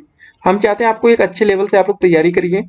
वीडियो भले ही लंबी होती जाए दोस्तों, लेकिन आज वीडियो पूरी देखिएगा दोस्तों, जब तक आपको टाइम मिले। सेव कर लीजिएगा, कल देखिएगा, परसों देखिएगा, लेकिन आपको अच्छे अंक लाने तो दोस्तों वीडियो तो देखनी ही पड़ेगी, ठीक है ना। अब देखते हैं आज का अगला प्रश्न। दोस्तों तो 29 नंबर प्रश्न क्या रहा आपका कि 1 - 8x को पूर्ण वर्ग बनाने के लिए जोड़ा जाएगा। देखिए दोस्तों, अगर कभी आपको ऐसा प्रश्न मिले तो आपको इसमें विकल्प का सहारा लेना पड़ेगा। जो 4 विकल्प दिए हैं इसको एक बार रखकर ट्राई करना होगा, तभी आप इस सवाल को कर पाएंगे। तो चलिए सबसे पहले शुरू करते हैं। 8x² को इसमें रख कर देखते हैं क्या पूर्ण वर्ग बनेगा जोड़ के, ठीक है। तो 8x² प्लस का 1 - 8x, ठीक है दोस्तों। हमने क्या किया, ये तो पूरा आपका देखिए प्रश्न में दे रखा है 1 - 8x, और यहाँ पर हमने खाली 8x² को जोड़ा है। तो अब गुणा करके देखते हैं, इसको ऐसे लिखेंगे दोस्तों ज्यादा सही रहेगा, 8x² माइनस का 8x प्लस का 1, ठीक है।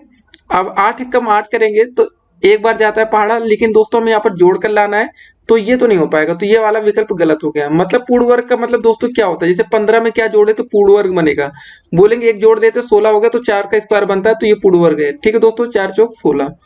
तो अब देखते हैं दोस्तों क्या एक जोड़ने से पूर्ण वर्ग बनेगा, ये देखते हैं। तो आप लोग को देख के ही लग रहा होगा एक जोड़ने से कोई फायदा नहीं होगा। अब देखते हैं 16x² को लेकर। तो चलिए देखते हैं दोस्तों क्या होता है। 16x² को लेते हैं, क्वेश्चन में था 1 - 8x, ठीक है। ये था हमारा प्रश्न ना, देखिए 1 - 8x यहाँ पर लिख दिया, और 16x² विकल्प से लिया हमने, इस विकल्प में लिखा है। अब क्या करेंगे, 16x² ऐसे लिख लेते हैं, 8x को पहले लाते हैं और प्लस का 1 करते हैं, गुणा करते हैं 16 एकम 16। जी हाँ दोस्तों, गुणा तो हो रहा है। अब देखते हैं 16 का वर्गमूल क्या होता है, 4 × 4 लिख सकते हैं, 4 चौके 16, और यहाँ पर प्लस का चिन्ह है दोस्तों। यहाँ पर देखिए आप लोग, हमने बोला यहाँ पर प्लस रहेगा तो जोड़ के 4 4 जोड़ेंगे 8 आएगा, और बीच में सेटिस्फाइड हो रही वैल्यू। कुछ नहीं करना है, 16x² ऐसे लिखिए, ठीक है, -4x प्लस का 1। दोस्तों देखते पूर्ण वर्ग बनता है या नहीं। यहाँ पर क्या कॉमन होगा, 4x कॉमन होगा, ठीक है दोस्तों। तो यहाँ पर बचेगा 4x - 1, यहाँ पर -1 कॉमन है, तो 4x - 1। तो दोस्तों आप लोग यहाँ पर देख रहे होंगे 4x - 1 आ गया, ठीक है। ये पूरा कॉमन लिया, यहाँ पर भी 4x - 1 कॉमन आ रहा है। तो अब इसको क्या लिख सकते हैं, सेम चीज लिखिए, तो इसको ऐसे लिख सकते हैं ना दोस्तों, 4x - 1 का होल स्क्वायर। बस दोस्तों हमें ये होल स्क्वायर लाना, तो यही हमें सिद्ध करता है कि ये पूर्ण वर्ग होती है संख्या। अगर आप लोग यहाँ पर देखेंगे दोस्तों, तो भी आप लोग यहाँ तक कर सकते थे डायरेक्ट, लेकिन हमने चाहा कि आपको एक एक स्टेप बताना चाहिए, वो ज्यादा सही होगा। यहाँ पर क्या कर सकते थे दोस्तों, आप लोग यहाँ पर ये देख के लग रहा था, कौन सी पेन लेते, यही, इसको आप ऐसे दोस्तों लिख सकते थे ना, 4x का होल स्क्वायर ऐसे, और बीच में दोस्तों ऐसे लिख सकते थे 2 × 4, 4 दूनी 8 × x प्लस का 1 का होल स्क्वायर। तो दोस्तों यहाँ से आप डायरेक्ट कर सकते थे, लेकिन हमने कहा आपको एक एक स्टेप बताना जरूरी है, कि आपको पेपर में कोई भी कैसा भी प्रश्न मिले, आप लोग डरिएगा मत, करके रहिएगा। अगर आपको इसमें किसी भी प्रकार की समस्या हो तो आप लोग कमेंट कर सकते हैं, लेकिन हमें नहीं लगता आपको कोई समस्या आएगी इस वीडियो को देखने के बाद, ठीक है। कोई दिक्कत हो कमेंट करिएगा दोस्तों। तो फिलहाल इसका विकल्प नंबर सी सही है, तो 16x² इसका आंसर होगा। अब डी की जरूरत नहीं चेक करने के लिए, हमने यहाँ पर देख लिया। अब देखते हैं आज का अगला प्रश्न दोस्तों। तो 30 नंबर प्रश्न क्या रहा आपका कि x² - 4x - 5 के गुणनखंड होंगे या है, ठीक है।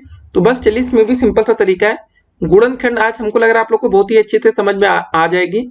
आज के बाद दोस्तों आप लोग कभी गुणनखंड के टॉपिक नहीं देखेंगे, क्योंकि इतने सवाल आपको दिख रहे हैं। सबसे पहले दोस्तों हम क्या करेंगे, हमने क्या बताया आपको, पहले और लास्ट का गुणा करते हैं। 5 एकम 5, यहाँ पर कुछ नहीं तो यहाँ पर 1 मान लेते हैं। 5 एकम 5 मतलब 1 × 5 ही हमारा आया 5, ठीक है दोस्तों।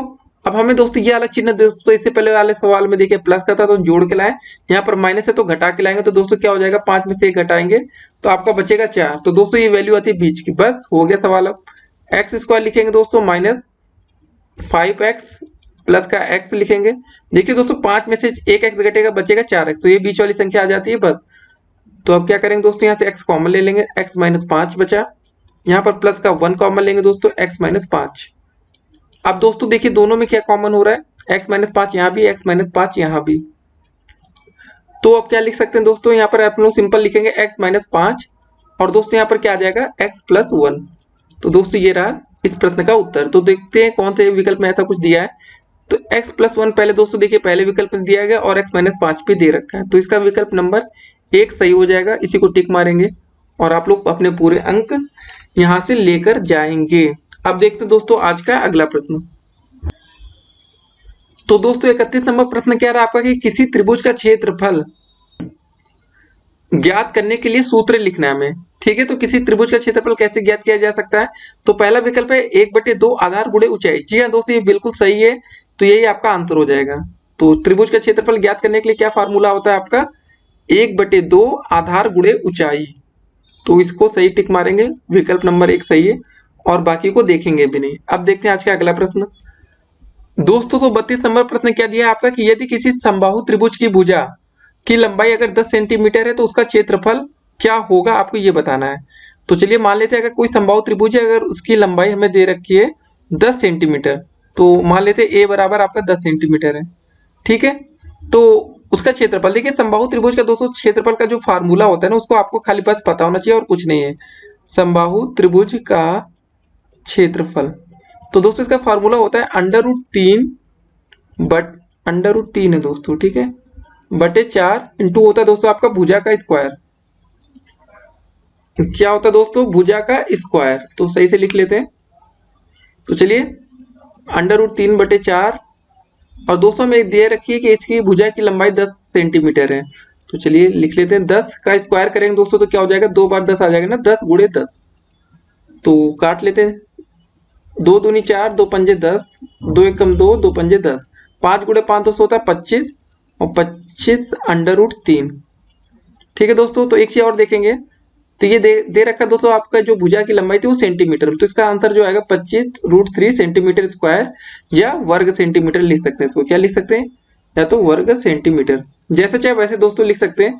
ये इकाई लिखना बहुत जरूरी होता है पेपर में। देखिए बहुविकल्पित यहाँ पर आपको जरूरत नहीं पड़ेगी, लेकिन हाँ कभी ऐसे क्वेश्चन पूछा जाए तो आपको इकाई लिखेंगे, नहीं तो आधा नंबर आपका कटेगा। तो आपका विकल्प नंबर 20 सही था, इसमें आसान था क्वेश्चन था। बस आपको समबाहु त्रिभुज का क्षेत्रफल का जो फार्मूला होता है उसको पता होना चाहिए। अब देखते हैं आज का अगला प्रश्न। दोस्तों तो 33 नंबर प्रश्न क्या रहा आपका कि वृत्त का क्षेत्रफल का सूत्र है। तो बस वृत्त का क्षेत्रफल होता है दोस्तों आप लोग का πr², और इसमें ज्यादा कुछ सोचने की जरूरत आपको नहीं है। तो आप लोग का वृत्त का क्षेत्रफल का फार्मूला अगर पूछा जाए पेपर में तो क्या होता है आप लोग का πr²। देखिए व्यास बटे 2 क्या होता है, अगर कभी आपको दोस्तों त्रिज्या निकालनी हो तो r बराबर होता है d/2, या तो d बराबर दोस्तों लिखते हैं 2 × r। r से दोस्तों होता है रेडियस जिसको हिंदी में बोलते हैं त्रिज्या, और दोस्तों d से होता है डायमीटर जिसको हिंदी में बोलते हैं व्यास। ठीक है, तो ये छोटी छोटी चीजें आपको पता होनी चाहिए जो पहला विकल्प दे रखा था। और जो वृत्त की परिधि होती है दोस्तों वो होती है 2πr, तो ये होती है आपकी परिधि। तो हमें ये पता चल गया त्रिज्या व्यास कैसे निकालते हैं, ये परिधि होती है और इसका क्षेत्रफल πr²। तो आपको काफी चीजें पता चल गई। और तो वृत्त का क्षेत्रफल का सूत्र सही क्या है, विकल्प नंबर सी ही आपका सही आंसर है। ठीक है ना, अब देखते हैं आज का अगला प्रश्न। दोस्तों तो 34 नंबर प्रश्न क्या रहा आपका कि वृत्ताकार मैदान की बाह्य त्रिज्या r1 एवं आंतरिक त्रिज्या r2 है, तो वृत्ताकार मैदान का क्षेत्रफल होगा। तो दोस्तों एक वृत्ताकार क्या है, एक ऐसे एक वृत्त बना है, ठीक है, वृत्ताकार बाह्य 2 वृत्त बना लेते हैं दोस्तों। तो ये दिया गया है दोस्तों कि जो बाह्य त्रिज्या है वो आपकी r1 है, तो मान लेते हैं एक मध्य बिंदु है, तो दोस्तों लास्ट तक की जो इसकी त्रिज्या दे रखी है r1 है बड़े वाले वृत्त की, और जो छोटा वाला दोस्तों वृत्त है आपका ये, इसको बोला गया r2 है। तो वृत्ताकार मैदान का क्षेत्रफल क्या होगा, तो दोस्तों हमें जो क्षेत्रफल बताना है ना, किसका बताना है, वृत्ताकार मैदान। तो दोस्तों ये वृत्ताकार मैदान हो गया, इसका हमें क्या बताना है, क्षेत्रफल बताना है। तो बस सिंपल है करने का तरीका। हमने इससे पहले वाले क्वेश्चन में आपको क्या बताया था, वृत्त का क्षेत्रफल होता है πr²। क्या होता है, तो बाहरी वृत्त का जो दोस्तों क्षेत्रफल होगा वो होगा आपका πr1²। जो आंतरिक वृत्त होगा दोस्तों उसका होगा जो अंदर वाले वृत्त होगा, ठीक है, छोटे वाले का πr2²। तो दोस्तों हमें क्या बताना है, वृत्ताकार मैदान का क्षेत्रफल, बस इसको सिंपली घटा लेंगे, वही हमारा उत्तर हो जाएगा। तो बस आपको क्या करना है इसमें दोस्तों, घटाना है। तो घटाना तो सबको आता होगा दोस्तों, तो घटा लेते हैं, πr1² माइनस πr2²। मतलब हमने क्या किया, बड़े वाले वृत्त में से ये दोस्तों देखिए बड़ा वाला यहाँ से यहाँ तक का जो जा रहा है r1, बड़ा वृत्त से छोटा वृत्त घटा लिया। ठीक है, तो यहाँ पर क्या होगा, पाई कॉमन हो जाएगा, बचेगा कितना, r1² माइनस r2²। तो बस यही था दोस्तों, इतना ही करना था और कुछ नहीं था, सिंपल सा क्वेश्चन था। तो यही आपका विकल्प नंबर 1 सही हो जाएगा, पाई r1 square minus r2 square. अगर आपको इसमें किसी भी प्रकार की समस्या लगे तो आप पूछ सकते हैं, आपको परेशान होने की कोई भी जरूरत नहीं है। ठीक है दोस्तों, तो ये था पूरा करने का तरीका, पाई r1 square minus pi r2 यहाँ तक आ गया। तो आपको ये सब चीजें समझ में आ रही होंगी कि कैसे सवाल किए जाते हैं। अब देखते हैं आज का अगला प्रश्न। दोस्तों तो 35 नंबर प्रश्न क्या रहा आपका कि यदि एक वृत्ताकार मैदान की त्रिज्या 7 मीटर है तो मैदान का क्षेत्रफल क्या होगा। हमने दोस्तों बताया कि आपको वृत्ताकार की बात आएगी तो आप लोग को बस एक चीज याद रखना है, पाई आर स्क्वायर होता है। इसकी त्रिज्या दे रखी है 7 मीटर, तो मतलब आर की वैल्यू दे रखी है 7 मीटर। तो पाई की वैल्यू दोस्तों कितने होते हैं, पाई का मान होता है 22/7 गुणे 7 ठीक है, एक साथ कट गया, 7 गुणे 22 करेंगे, 7 दूनी 14 का 4, 7 दूनी 14, 14 और एक हासिल आया 15, मतलब 154 मीटर स्क्वायर। दोस्तों विकल्प नंबर 20 का बिल्कुल सही आंसर होगा, आपको इसी को टिक करना है और आप लोग पूरे अंक अर्जित करेंगे। ठीक है ना। तो इसमें देखिए ऐसे ही प्रश्न आपके पेपर में आते हैं और आप लोग को कभी कभी भूल जाते हैं।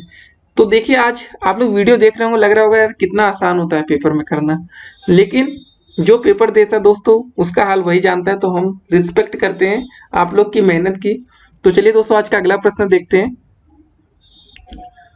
दोस्तों तो 36 नंबर प्रश्न क्या रहा आपका कि घन के आयतन का सूत्र होता है, आपको ये बताना है। तो बस घन का आयतन मतलब देखते ही सिंपल से सबके मन में आ गया होगा आंसर इसका, ए क्यूब। जी हाँ दोस्तों, अगर आपके मन में भी यही आंसर आया तो आप बिल्कुल सही थे, ए क्यूब इसका उत्तर होगा। अब देखते हैं आज का अगला प्रश्न। दोस्तों तो 37 नंबर प्रश्न क्या रहा आपका कि आयत का प्रत्येक कोण होता है, आपके पास 4 विकल्प हैं, क्या न्यून कोण होता है कि समकोण, अधिक कोण या इनमें से कोई नहीं। तो दोस्तों आयत कैसा होता है इसको भी बना के हम लोग आपको दिखा देते हैं। पहले दोस्तों अगर आयत ऐसे बनता है तो चलिए और अच्छे से आप लोग को बता देते हैं, अगर आपको लग रहा हो कि और अच्छे क्वालिटी में चाहिए। तो दोस्तों ये देखिए क्वालिटी, अगर आयत ऐसे दोस्तों देखा जाए तो ये कोण आपको कितना लग रहा है प्रत्येक कोण, सिंपल से आपके मन में आ रहा होगा कि यार समकोण है, 90 अंश दिख रहा है। तो जी हाँ दोस्तों, इसका सही प्रत्येक कोण होता है समकोण। तो विकल्प नंबर बी को आपको टिक करना है, ये आपका सही उत्तर है। अब देखेंगे आज का अगला प्रश्न। दोस्तों तो 38 नंबर प्रश्न क्या रहा आपका कि वर्ग 10 और 20 की उच्च सीमा होगी। तो दोस्तों इसका सिंपल सा आंसर आपको दिख रहा होगा और आप लोग के मन में आ चुका होगा, इसका सही आंसर होगा बी नंबर या 20 बोले तो इसका सही आंसर होगा दोस्तों आपका 20। ठीक है, कितना होगा आपका 20। अब देखेंगे आज का अगला प्रश्न। 39 नंबर दोस्तों आपका प्रश्न ये रहा कि वर्ग 30-40 का मध्य बिंदु या वर्ग चिन्ह होगा। 30 और 40 दोस्तों दोनों को जोड़ेंगे तो कितना हो जाएगा, 40 और 30 70 होगा, मध्य बिंदु 2 से भाग करेंगे तो आपका आ जाएगा 35। ठीक है, तो ऐसे प्रश्नों को ऐसे भी किया जा सकता है शॉर्टकट तरीके से। क्या किया हमने दोस्तों, 30 और प्लस को 40 को जोड़ लिया, 30 और 40 कितना हो गया दोस्तों 70, मध्य बिंदु की बात हुई तो 70/2 कर दिया हमने, तो यहाँ पर आ गया हमारा 35।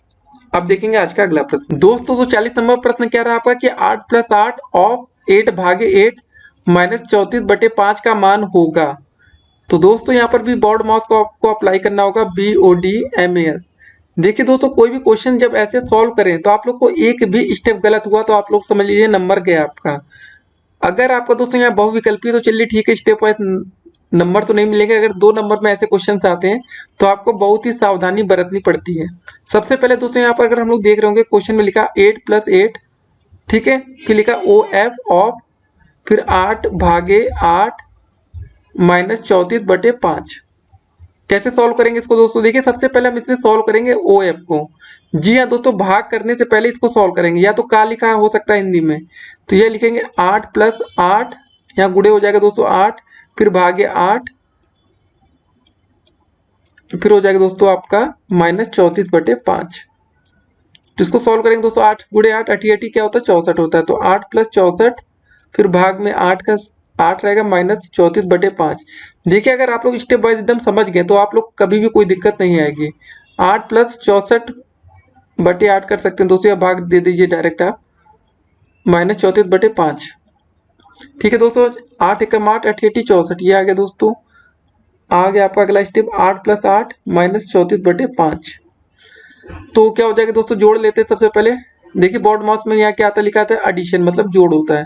तो 8 + 8 16 माइनस 34/5। ठीक है, अब दोस्तों यहाँ पर एलसीएम ले लेंगे एक, कितना हो जाएगा, यहाँ पर एलसीएम 5 लिए तो 8 16 50 80 होता दोस्तों, यहाँ पर लिखेंगे 80 माइनस 34। घटा लेते हैं दोस्तों, कितना हो जाएगा, 10 में से 4 गया 6, यहाँ बचा आपका 7 में से 3 गया 4, 46/5। तो दोस्तों आपका उत्तर आ गया 46/5। देखते हैं विकल्प में कौन सा सही है। तो दोस्तों विकल्प नंबर ए देखिए 46/5, तो यही सही आंसर है इसका। तो दोस्तों आप देखेंगे आज का अगला प्रश्न। तो दोस्तों 41 नंबर प्रश्न क्या रहा आपका कि आयत चित्र में वर्ग अंतराल पर बने आयत का क्षेत्रफल समानुपाती होगा। तो आपके पास 4 विकल्प दिए गए हैं दोस्तों, वर्ग अंतराल के, या वर्ग चिन्ह के, या वर्ग की बारंबारता के, या वर्ग की संचयी बारंबारता से। तो दोस्तों इसका सही आंसर क्या होगा आपको ये सोच के बताना है। तो जिन बच्चों ने ये सोचा कि वर्ग की बारंबारता के होगा तो वो बिल्कुल सही सोचे हैं। तो इसका सही विकल्प दोस्तों होगा विकल्प नंबर सी, आयत चित्र में वर्ग अंतराल पर बने आयत का क्षेत्रफल दोस्तों जो समानुपाती होगा वो आपके होगा वर्ग की बारंबारता के। ठीक है, अब देखते हैं आज का अगला प्रश्न। दोस्तों तो 42 नंबर प्रश्न क्या रहा आपका कि संचयी बारंबारता वक्र को यह भी कहते हैं। तो क्या कहते हैं दोस्तों, प्रश्न फिर से एक बार ध्यान से पढ़ेंगे। संचयी बारंबारता वक्र को क्या कहते हैं ये आपको बताना है। पहला विकल्प दोस्तों आपका तोरण, फिर है आपका दूसरा विकल्प आयत चित्र, तीसरा है बारंबारता बहुभुज, और चौथा विकल्प है दोस्तों इनमें से कोई नहीं। तो आपने क्या सोचा दोस्तों, तो जिन बच्चों ने ये सोचा कि इसका आंसर होगा तोरण, तो वो बच्चे बिल्कुल सही है यहाँ पर। इसका सही आंसर होगा दोस्तों तोरण। ठीक है, विकल्प नंबर ए। अब देखते हैं आज का अगला प्रश्न। दोस्तों तो 43 नंबर प्रश्न क्या रहा आपका कि वस्तुओं को एक दूसरे को पूरा पूरा ढकने के गुण को क्या कहा जाता है। तो दोस्तों इसका सही आंसर हम आपको सीधे देते हैं। तो इसका सही आंसर होगा आपका अध्यारोपण। तो जिन बच्चों ने ये सोचा होगा कि अध्यारोपण कहते हैं तो वो बच्चे बिल्कुल सही है। आप देखेंगे आज का अगला प्रश्न। दोस्तों तो 44 नंबर प्रश्न क्या रहा आपका कि सर्वांग समता में होता है क्या क्या होता है। पहला विकल्प समान बनावट होती है, दूसरा विकल्प समान आकार, तीसरा समान क्षेत्रफल, और चौथा विकल्प दोस्तों ये सभी। जी हाँ दोस्तों, सर्वांग समता में ये सभी चीजें होना जरूरी है, समान बनावट, आकार और क्षेत्रफल। तो आपका विकल्प नंबर डी बिल्कुल सही होगा, ये सभी। जी हाँ दोस्तों, आपको ये टिक करना होगा कि ये सभी होना चाहिए, अन्यथा गलत हो जाएगा आपका। अब देखते हैं आज का अगला प्रश्न। दोस्तों तो 45 नंबर प्रश्न क्या रहा आपका कि सर्वांग समता में समान त्रिभुजों में होता है। तो क्या होता है, समान संगत कोण होता है, कि समान भुजाएं होती है, कि समान क्षेत्रफल होता है, कि ये सभी होती हैं। तो आपको ये बताना दोस्तों सर्वांग समता समान में समान त्रिभुजों में क्या क्या होता है। तो आपको सिंपल से ये बोलेंगे ये सभी होना चाहिए। समान संगत कोण भी होंगे दोस्तों, समान भुजाएं भी होंगी, समान क्षेत्रफल। इससे पहला वाला सवाल दोस्तों हम लोगों ने पढ़ रखा है, तो यही होगा आपका आंसर। ठीक है, विकल्प नंबर डी बिल्कुल सही आंसर है इसका। अब देखते हैं आज का अगला प्रश्न। तो दोस्तों 46 नंबर प्रश्न ये रहा कि सर्वांग समता की शर्तें होती हैं। पहला है SAS, triple S, double AS और ये सभी। तो दोस्तों आप लोग सोच रहे होंगे यार यहाँ पर S और A क्या है। देखिए दोस्तों आपने ये पढ़ा होगा ना हिंदी में से, भुजा भुजा भुजा। ठीक है, या तो तीनों भुजाएं बराबर होनी चाहिए, ठीक है, या तो तीनों कोण बराबर हो जाने चाहिए, या तो कुछ भी हो सकता है दोस्तों, दो कोण एक भुजा, या कुछ ना कुछ दोस्तों एंगल बराबर होनी चाहिए। सर्वांग समता की ये शर्तें होती हैं। तो दोस्तों यहाँ पर ये दिखा है, पहला लिखा है भुजा कोण भुजा, तीनों भुजाएं, दो कोण एक भुजा, और चौथा विकल्प दोस्तों ये सभी। तो आप लोग के मन में आ गया होगा यार यही आंसर, तो ऐसे लिख दिया इसलिए हम समझ नहीं पाए। इसका सही आंसर होगा ये सभी। तो दोस्तों आप लोग वहाँ कंफ्यूज मत होइएगा, इसलिए हमने आपको एक ऐसा सवाल दिया कि यहाँ SAS, डबल S ये सब क्या दे रखा है, आपके समझ में आना चाहिए। अब देखते हैं आज का अगला प्रश्न। दोस्तों तो 47 नंबर प्रश्न क्या रहा आपका कि समान कोणिक दो सरल रेखीय आकृतियां जिनकी संगत भुजाएं समानुपाती हों कहलाती हैं। तो 4 विकल्प है दोस्तों इसके, सर्वांगसम, अध्यारोपण, समरूप, या इनमें से कोई नहीं। तो आपको इसमें सही उत्तर देना है। क्या प्रश्न में पूछा गया था, समान कोणिक दो सरल रेखीय आकृतियां जिसकी संगत भुजाएं समानुपाती हो। बस समझ गए, संगत भुजाएं या जो भी है, बस इसका सही आंसर होगा आपका समरूप। इस बार सर्वांगसम नहीं है, यही आपको याद रखना था। अब देखेंगे आज का अगला प्रश्न। देखिए आप लोग हर प्रश्न को अच्छे से लिखकर याद करके समझ सकते हैं। अब देखेंगे आज का अगला प्रश्न। दोस्तों तो 48 नंबर प्रश्न क्या रहा आपका कि √2, √4 और दशमलव में 4 और दशमलव 2 अंडर रूट में परिमेय संख्या है। देखिए परिमेय संख्या वही संख्या होती है दोस्तों जिसको हम लोग P/Q के फॉर्म में लिख सकते हैं, P/Q। तो दोस्तों यहाँ पर देखिए √4 है, तो अगर दोस्तों √4 को बाहर करेंगे तो क्या आ जाएगा, 2 आ जाएगा, और नीचे एक तो लिख सकते हैं ना, तो ये देखिए P/Q के फॉर्म में हो गया। तो इसका सही आंसर आपका विकल्प नंबर ए हो जाएगा, √4। और भी हम आपको करके दिखा रहे हैं, हम जा नहीं रहे, ठीक है। अगर बात करेंगे दोस्तों कि अंडर रूट टू दोस्तों इसको तो बार हम एक्सप्लेन नहीं कर पाएंगे, तो इसको ऐसे लिखेंगे तो ये गलत हो जाएगा, ये परिमेय संख्या नहीं होती है। तो जिनको हम p/q के फॉर्म में लिख सकते हैं, जैसे दोस्तों बात आती है कुछ बच्चों के मन में होगा कि यार 0.4 भी तो हो सकता है अंडर रूट में। देखिए दोस्तों इसको जब हल करेंगे आप लोग 0.4 के दशमलव हटाएंगे तो नीचे 10 आ जाएगा, ये भी अंडर रूट में ही रहेगा। तो दोस्तों ये होगा क्यों, क्या होगा, 2 तो बाहर आ जाएगा लेकिन अंडर रूट में 1/10 रह जाएगा। तो दोस्तों इसलिए आपका ये आंसर गलत होता है। तो सिर्फ एक विकल्प सही होगा जो होगा विकल्प नंबर ए, अंडर रूट 4 ये एक परिमेय संख्या है। अब देखते हैं आज का अगला प्रश्न। दोस्तों तो 49 नंबर प्रश्न क्या रहा आपका कि 33.328 मतलब 33.328 में अंक 2 का स्थानीय मान होगा। देखिए कभी ऐसे प्रश्न आपसे पूछे जाए, जैसे ये लिखा 33.328 में, इसमें पूछा गया 2 का स्थानीय मान क्या होगा। जिसका भी स्थानीय मान पूछा जाए दोस्तों उसके नीचे एक डंडी खींचेगा आप लोग, वहां पर 2 लिख दीजिएगा और जो संख्या ना दिख रही हो वहां पर 0 लिखेंगे, यहाँ पर भी आगे कुछ नहीं 0, ये दशमलव लगा देंगे, बस आपका ये उत्तर हो गया दोस्तों। जी हाँ, इतना आसान होता है करना। ये विकल्प नंबर सी इसका सही आंसर आपको दिख रहा है।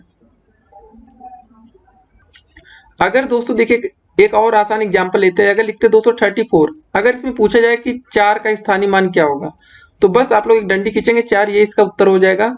अगर आपसे कोई पूछे 3 का स्थानीय मान क्या होगा, 3 के नीचे डंडी खींचिए, 3 लिखिए और जो संख्या बच रही है वहां 0 लगा दीजिए। बस आप डंडी खींचने वाला क्रम करेंगे तो आसानी से कर लेंगे। जैसे लिखा है 1 2 4 6 4 7 2 9, ठीक है। अगर दोस्तों यहाँ पर पूछा है 1 का स्थानीय मान क्या होगा, तो 1 के नीचे आप सिंपल डंडी खींचेंगे और जितनी बार ये संख्या आ रही है उतनी बार 0 लिख देंगे। 3 बार यहाँ आ रही है, 3 यहाँ और 1 यहाँ।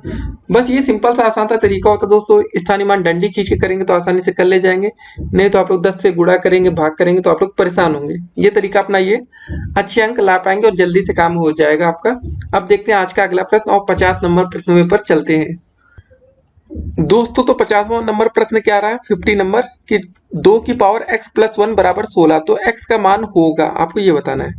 इसको अच्छे से लिख लेते हैं, 2 की पावर x + 1 = 16। तो दोस्तों सभी बच्चों को पहले बधाई हो, आज हम लोग 50वें क्वेश्चन पर आ चुके हैं। तो दोस्तों सच बता रहे हैं, लिख के ले लीजिए अगर आपका बहुविकल्पी एक भी गलत हो जाए तो, लेकिन इतने तरह के सवालों का आपका अभ्यास होना चाहिए। तो इसको कैसे करेंगे पहले इसको बता देते हैं, उसके बाद और बातें होंगी। 16 को दोस्तों क्या लिख सकते हैं, 2 की पावर 4। तो अगर आपको ना पता हो करना तो इसको सिंपल आप लोग फैक्टर भी कर सकते हैं, गुणनखंड।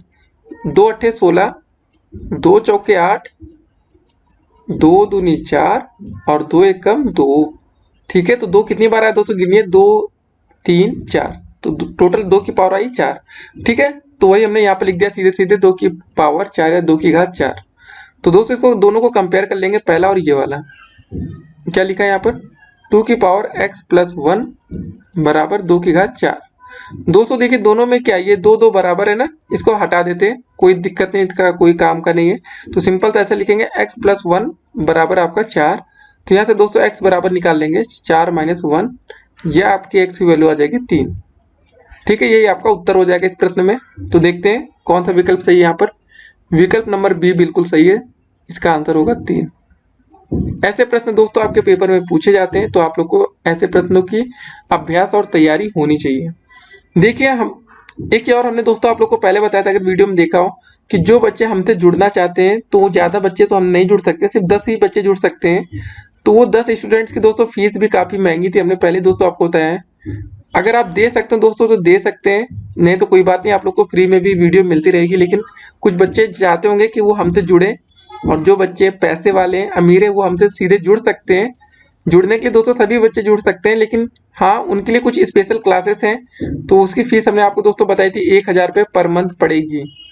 तो दोस्तों 1000 रुपये काफ़ी ज़्यादा होते हैं। जो बच्चे पैसे अफोर्ड कर सकते हैं 1000 रुपये, और जो बच्चे चाहते हैं उनके लिए आगे यूपी टेट सी टेट में अच्छा हो, तो वो हमसे जुड़ सकते हैं। तो 1000 कोई बहुत ज़्यादा भी नहीं है, तो बहुत कम भी नहीं है दोस्तों। हमें पता है कि 1000 रुपये की वैल्यू क्या होती है। तो जो बच्चे पैसे अफोर्ड कर सकते हैं वो 1000 रुपये सबमिट हमारे पास कर सकते हैं। हमारा पेटीएम नंबर दोस्तों हमने आपको पहले बताया था 8738079216, या तो आप लोग पेटीएम या आप लोग बैंक से ट्रांसफर करना वो भी बता सकते हैं। तो चलिए वो सब तो होती रहेगी बातें पैसे वैसे की। तो अब आज का अगला क्वेश्चन देखते हैं। क्वेश्चन की दोस्तों आज कमी नहीं होने वाली।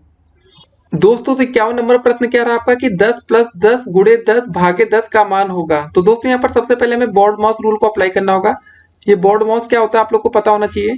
Bracket of divide multiply addition है सब्ट्रैक्शन, मतलब सबसे पहले दोस्तों हम लोग ब्रैकेट खोलना होगा। आप मतलब का वाला रहता है, यहाँ पर दोस्तों क्या होगा, भाग होगा, गुणा होगा, जोड़ होगा और घटाना होगा। तो चलिए दोस्तों देखते हैं सबसे पहले क्या होगा इसमें। तो हमें लिखा है प्रश्न में 10 प्लस 10 गुणे 10 और भाग का 10। दोस्तों देखिए सबसे पहले हमने क्या करना है, देखिए यहाँ पर डिवाइड आ रहा है ना, भाग वाला चिन्ह यहाँ पर देखिए दिख रहा है, तो भाग को क्या करेंगे 1/10 कर देंगे यहाँ पर। तो एक एक स्टेप दोस्तों आज हम करके आपको दिखाने वाले हैं। 10 गुणे 10, 10 प्लस 10 गुणे 10, वो हो इतना ज्यादा 10 है दोस्तों। यहाँ पर दोस्तों क्या हो जाएगा 1/10 होगा, ठीक है। भाग का चिन्ह बदल गया, ये कट गया, बचा कितना दोस्तों आप लोग का, सिर्फ 10 प्लस 10 बच रहा है, और 10 और 10 जोड़ देंगे, सिंपल था, हो जाएगा 20 और आपका आंसर आ जाएगा 20। विकल्प नंबर कौन सा सही होगा दोस्तों, आपका ए सही होगा यहाँ पर। बस आपको पूरे अंक मिल जाएंगे, विकल्प नंबर ए को टिक करिएगा। अब देखेंगे आज का अगला प्रश्न दोस्तों। तो 52 नंबर प्रश्न क्या रहा आपका कि एक त्रिभुज की भुजा 2 सेंटीमीटर, 3 सेंटीमीटर तथा 5 सेंटीमीटर है, तो त्रिभुज होगा, आपको ये बताना था। तो दोस्तों इसका सही आंसर होगा आपका, आप लोग सोच रहे होंगे समकोण तो नहीं होगा, देखिए 2 और 3 और 5 दे रखा है। अगर यहाँ पर दोस्तों 3 4 5 दिया होता तो ये आपका एक समकोण बन जाता। कैसे दोस्तों, क्योंकि समकोण त्रिभुज का आपने प्रॉपर्टी पढ़ी होगी, कर्ण का स्क्वायर बराबर भुजा का स्क्वायर और लंब का स्क्वायर बराबर हो सकता है, ठीक है दोस्तों। ये हम कर सकते थे, लेकिन तब जब 3 4 5 दिया होता तब। दोस्तों हमें दिया क्या गया है, 2 3 और 5। तो दोस्तों अगर हम 5 मतलब 5 सेंटीमीटर लंबी हमने एक रेखा खींच दी यहाँ पर, ठीक है, लॉजिकली सोचिए। उसके बाद दोस्तों हमने 2 इधर खींच दी, मान लेते 2, क्या दोस्तों यहाँ 3 में यहाँ से पहुंच जाएगा दोस्तों, नहीं पहुंच सकता, ठीक है, तो ये गलत है। तो यहाँ पर दोस्तों इसका सही आंसर होगा आपका त्रिभुज संभव नहीं है। जी हाँ दोस्तों, विकल्प नंबर डी इसका सही आंसर है। तो अब देखेंगे आज का अगला प्रश्न दोस्तों। तो 53 नंबर प्रश्न क्या रहा आपका कि संख्याओं 10 65 एवं 91 का लघुत्तम समापवर्तक है। एलसीएम आपको दोस्तों बताना, सिंपल सा है, क्या बताना है, एलसीएम। तो ले लेते हैं 10 65 और 91 का। तो चलिए करते हैं, सबसे पहले दोस्तों 2 से भाग करते हैं, 2 पंजे 10, 65 91। अब किससे जाएगा दोस्तों भाग, 5 से ले जाते हैं, 5 एकम 5, 13 पचे 65 और 91। अब दोस्तों बारी आती है आपकी 13 की, 31 की, ठीक है, 13 एकम 13, यहाँ बचा 13 सत्ते 91। तो दोस्तों अब 7 की बारी आ गई, 1 1 1। देखिए एलसीएम करते समय आप लोग ऊपर नीचे कर सकते हैं, अगर आप लोग भाई कॉपी में लिख रहे हो तो ध्यान दीजिएगा कि 7 का पहाड़ा पहले आता है, तो 7 से कर लिया जाता है, 7 छोटी है, लेकिन कोई फर्क नहीं पड़ेगा बहुविकल्पी में, क्योंकि वहां पर सिर्फ आपको आंसर से मतलब होता है। 2 गुणे 5 करेंगे दोस्तों, फिर क्या है 13 गुणे 7। दोस्तों इसको गुणा करने की सबसे आसान तरीका हम आपको बताते हैं, जिससे आप लोग 2 सेकंड या 1 सेकंड में गुणा कर सकते हैं। पहले इसको गुणा कर दीजिए दोस्तों, 2 पंजे 10 और 13 गुणे 7 होता है 91। तो दोस्तों 10 91 गुणे 10 करेंगे तो सिंपल था 910 आ जाएगा, आपको उत्तर हो जाएगा। अगर आप लोग दोस्तों ये कर लेते, 13 को आप 5 से गुणा कर लेते, 7 का 2 से, तो आप गुणा का और कॉम्प्लिकेटेड बना लेते हैं, तो आपके लिए दिक्कत करता है। तो फिलहाल इसका आंसर होगा सी विकल्प 910। तो जिन बच्चों के मन में 910 आ रहा था वो बिल्कुल सही थे। अब देखते हैं आज का अगला प्रश्न दोस्तों। तो 54 नंबर प्रश्न क्या रहा आपका कि 2 असमान परिमेय संख्याओं के बीच परिमेय संख्या होती है। तो पहला विकल्प है 210, दूसरा 20, तीसरा 111 और चौथा विकल्प है अनंत। तो दोस्तों अगर आप लोग को ऐसे विकल्प कभी दिखे तो आप लोग हमेशा अनंत के साथ चले जाइएगा लास्ट। कोई मेल जोल नहीं दिख रहा दोस्तों, 10 से 20 आ गया, 20 से 111, तो आप लोग को लग गया होगा इसका आंसर होगा अनंत। तो दोस्तों यहाँ पर प्रश्न में थोड़ी सी टाइपिंग में थोड़ी सी दिक्कत थी, तो आप लोग इसको ध्यान देंगे। तो यहाँ असमान था, ठीक है, तो ऐसे होता है ना असमान, नहीं तो आप लोग कहेंगे दोस्तों, क्योंकि दोस्तों देखिए आप लोग के लिए हर एक क्वेश्चन को हमने टाइप करके लिखा है कंप्यूटर में, तो काफी मेहनत लगी है। तो वीडियो का अगर अभी तक आप लोगों ने लाइक ना किया तो वीडियो को लाइक करना ना भूलिएगा, और अपने हर एक दोस्त को शेयर करिएगा दोस्तों, जो बीटीसी सेकंड सेमेस्टर से आता है, तो उनके लिए बहुत जरूरी है दोस्तों, एक भी नंबर उनका नहीं कटेगा। तो ये सब क्वेश्चन कोई बच्चा करेगा तो उनकी काफी अच्छी मेहनत हो जाएगी। अब देखते हैं आज का अगला प्रश्न दोस्तों। तो 55 नंबर प्रश्न क्या रहा आपका कि 3 + 2 गुणे 7 का मान होगा। आपको ऐसे ही आंसर देना दोस्तों जैसा आपको यहाँ पर दिख रहा है विकल्प में। तो ये आपका 2016 में आ भी चुका है ये क्वेश्चन आपके पेपर में। तो दोस्तों आपको लग रहा होगा कितना आसान पेपर आता है, तो चलिए करके देखते हैं। क्या लिखा है 3 + 2 और गुणे में लिखा है 7। तो दोस्तों बस एक बार 7 का गुणा 3 से कर देंगे, एक बार 2 से कर देंगे, बस 3 गुणे 7 हो जाएगा दोस्तों। पहले इसका गुणा किया तो इसके बाद 2 गुणे 7 हो गया। तो देखते हैं कौन सा विकल्प सही है जिसमें बीच में प्लस आ रहा हो। विकल्प नंबर बी को एक बार देखिए जरा गौर से, 3 गुणे 7 प्लस 2 गुणे 7। जी हाँ दोस्तों, ये बिल्कुल सही आंसर है। तो यही आपका उत्तर हो जाएगा। अब देखेंगे आज का अगला प्रश्न। देखिए इसमें ऐसा खाली यहाँ पर अगर माइनस का चिन्ह होता तो यहाँ पर पहला वाला विकल्प सही हो जाता है। बस ये थोड़ी थोड़ी मिस्टेक्स आपसे हो सकती है, तो उसको आपको ध्यान में रखना होगा, नहीं तो बाकी आसान था क्वेश्चन। आप लोग विकल्प नंबर डी देख रहे होंगे दोस्तों कि यार बिल्कुल सेम लग रहा है, लेकिन यहाँ पर ब्रैकेट नहीं लगा है। इस छोटे वाले ब्रैकेट की वैल्यू बहुत ज्यादा होती है। अगर इसके अंदर 50 वर्ड्स होते तो सभी का गुणा 50 से होता। मतलब ऐसे समझ लीजिए दोस्तों, अगर ऐसे लिखा तो 1 + 1 + 1, ठीक है, गुणे 7। तो दोस्तों 7 का गुणा सभी से होता है, या तो 3 बार जोड़ लें, 3 गुणे 7 कर ले दोस्तों, या तो ऐसे लिखते 1 गुणे 7 प्लस फिर 1 गुणे 7 फिर प्लस 1 गुणे 7, ऐसे करते हैं। आसान था। अब देखेंगे आज का अगला प्रश्न दोस्तों। तो 56 नंबर प्रश्न क्या रहा है कि x - 7 और x + 9 का गुणनफल है। तो मतलब आपको दोस्तों यहाँ पर गुणा करके दिखाना पड़ेगा, कि तभी तो पता चलेगा ना दोस्तों को गुणनफल कौन सा होगा। तो x - 7 करेंगे इनटू में x + 9। अब चलिए गुणा करके देख लेते हैं। तो दोस्तों यहाँ पर देखिए सबसे पहले ये x + 7 ही है, अच्छे से लिख लेते हैं, ठीक है। सबसे पहले दोस्तों हम लोग x का गुणा यहाँ पर करना शुरू करेंगे। सबसे पहले x का गुणा x में होगा, तो x गुणे x, फिर दोस्तों x का गुणा किस में होगा, 7 में होगा, माइनस का चिन्ह रहेगा, इंटू ये। फिर दोस्तों बारी आएगी 9 की। 9 की गुणा दोस्तों सबसे पहले x में करेंगे, 9 × x, ऐसे ना लिखते हैं, गुणा का चिन्ह नॉर्मल बनाएंगे टच वाला, ठीक है। फिर 9 × 7, बस हो गया दोस्तों। सॉल्व कर लेते हैं। x² - 7x + 9x और 9 गुणे 7, 9 × 7 = 63। तो दोस्तों यहाँ क्या हो जाएगा, x², 9x में से 7x कटा, प्लस का 2x बचा दोस्तों, माइनस का 63। तो बस ये दोस्तों आपका उत्तर हो गया। अगर आपने ये मन में आ गया हो, सोचा हो डायरेक्ट, तो आप बिल्कुल सही थे। x² + 2x - 63। तो अब देखेंगे दोस्तों कौन सा विकल्प है ऐसा। तो सी नंबर दोस्तों आपको कुछ ऐसा ही दिख रहा होगा, तो इसका सी विकल्प बिल्कुल सही है। इसको मिलते हैं आपको 1 नंबर। अब देखते हैं आज का अगला प्रश्न। देखिए दोस्तों, अगर अभी तक आपको कोई भी प्रश्न में समस्या लग रही हो तो आप लोग कमेंट कर सकते हैं, उस पे आपको जवाब मिलेगा जल्द से जल्द। अब देखेंगे आज का अगला प्रश्न दोस्तों। तो 57 नंबर प्रश्न क्या रहा आपका कि एक त्रिभुज का क्षेत्रफल 48 वर्ग सेंटीमीटर है। यदि उसकी ऊंचाई 8 सेंटीमीटर हो तो त्रिभुज का आधार होगा, ये आपको बताना है। तो इसका क्षेत्र हमने दोस्तों अभी इसी वीडियो में आपको बताया कि त्रिभुज का क्षेत्रफल का फार्मूला क्या होता है। त्रिभुज का क्षेत्रफल, देखिए दोस्तों त्रिभुज को आप ऐसे भी शो कर सकते हैं, 1/2 गुणे आधार और गुणे में दोस्तों ऊंचाई होता है, हमने बताया था आपको इसी वीडियो में। तो चलिए त्रिभुज का क्षेत्रफल दे रखा है हमें 48 वर्ग सेंटीमीटर बराबर 1/2, और दोस्तों हमें क्या दे रखी है, ऊंचाई दे रखी है। आधार तो नहीं पता, तो आधार को आधार ऐसे लिख लेते हैं और ऊंचाई लिख लेंगे 8। तो भाग भाग कर लेते हैं, 2 एकम 2, 2 चौके दोस्तों होता है 8, फिर 4 एकम 4, 4 एकम 4, 4 दूनी 8। तो मतलब दोस्तों हमें मिल गया कि 12 सेंटीमीटर होगा आपका आधार। तो ऐसे करना था दोस्तों इस प्रश्न को। तो उम्मीद करते दोस्तों आज आप लोग को सभी प्रश्न आसानी से समझ में आ रहे होंगे, क्योंकि काफी लंबी वीडियो होती जा रही है, लेकिन हम चाहते दोस्तों कि एक ही वीडियो में आपको सारा डाटा मिल जाए, आप लोग परेशान ना हो इधर उधर भटकने की। तो इसका सही आंसर होगा 12 सेंटीमीटर, ठीक है। तो 57 का विकल्प नंबर ए बिल्कुल सही है। अब देखेंगे आज का अगला प्रश्न दोस्तों। तो 58 नंबर प्रश्न क्या रहा आपका कि परिमेय संख्या -4/9 से छोटी परिमेय संख्या है। इस क्वेश्चन में दोस्तों पता सबसे अच्छी बात क्या है कि सबका हर देखिए क्या है, 4/9 ये आपका हर है। इसमें भी दोस्तों 9 हर दे रखा है, इसमें भी 9, इसमें भी 9, इसमें भी 9। तो मतलब हमें सिर्फ अंश से मतलब है। तो -4 से छोटा क्या होता है दोस्तों, तो आप लोग को बिल्कुल पता है कि -7, जो -4 से दोस्तों जो छोटा होता है वो क्या होता है आपका, वो होता है -7। तो -4 तो बड़ा होता है। तो बस सिंपल सा आपने देखा होगा इस विकल्प में कि -7 तो छोटा होता है। बस इसी को आप लोग आंख बंद करके टिक कर देंगे और ये आंसर बिल्कुल आपका सही हो जाएगा। तो हमने क्या बताया तरीका आपको, -4/9 से छोटी परिमेय संख्या पूछी गई थी इसमें।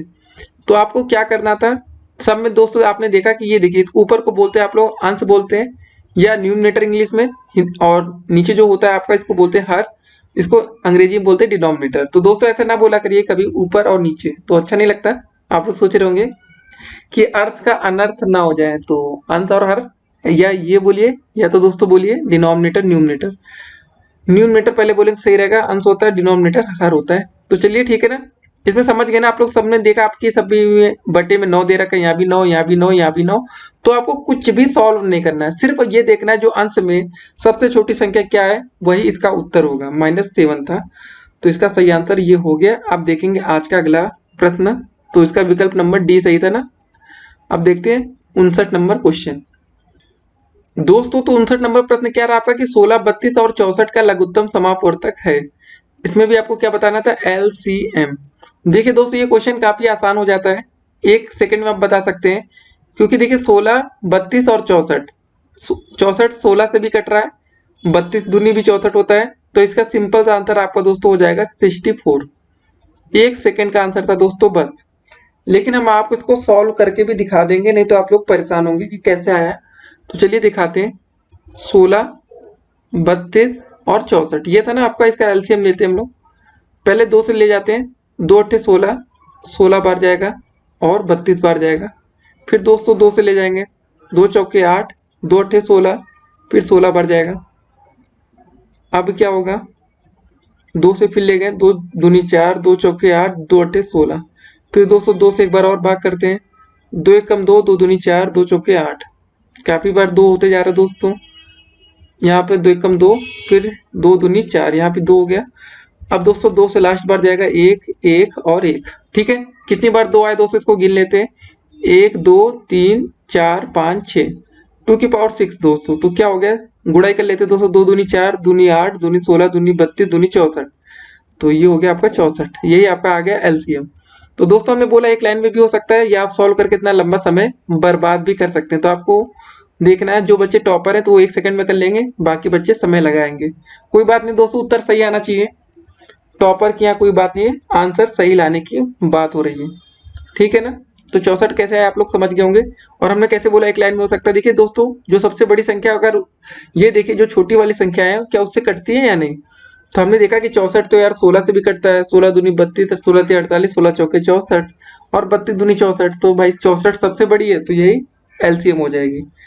तो अब देखेंगे दोस्तों आज का अगला प्रश्न। फिलहाल दोस्तों तो 60 नंबर प्रश्न क्या रहा आपका कि समीकरण 1.5y माइनस 7 बराबर 0.5y का हल होगा।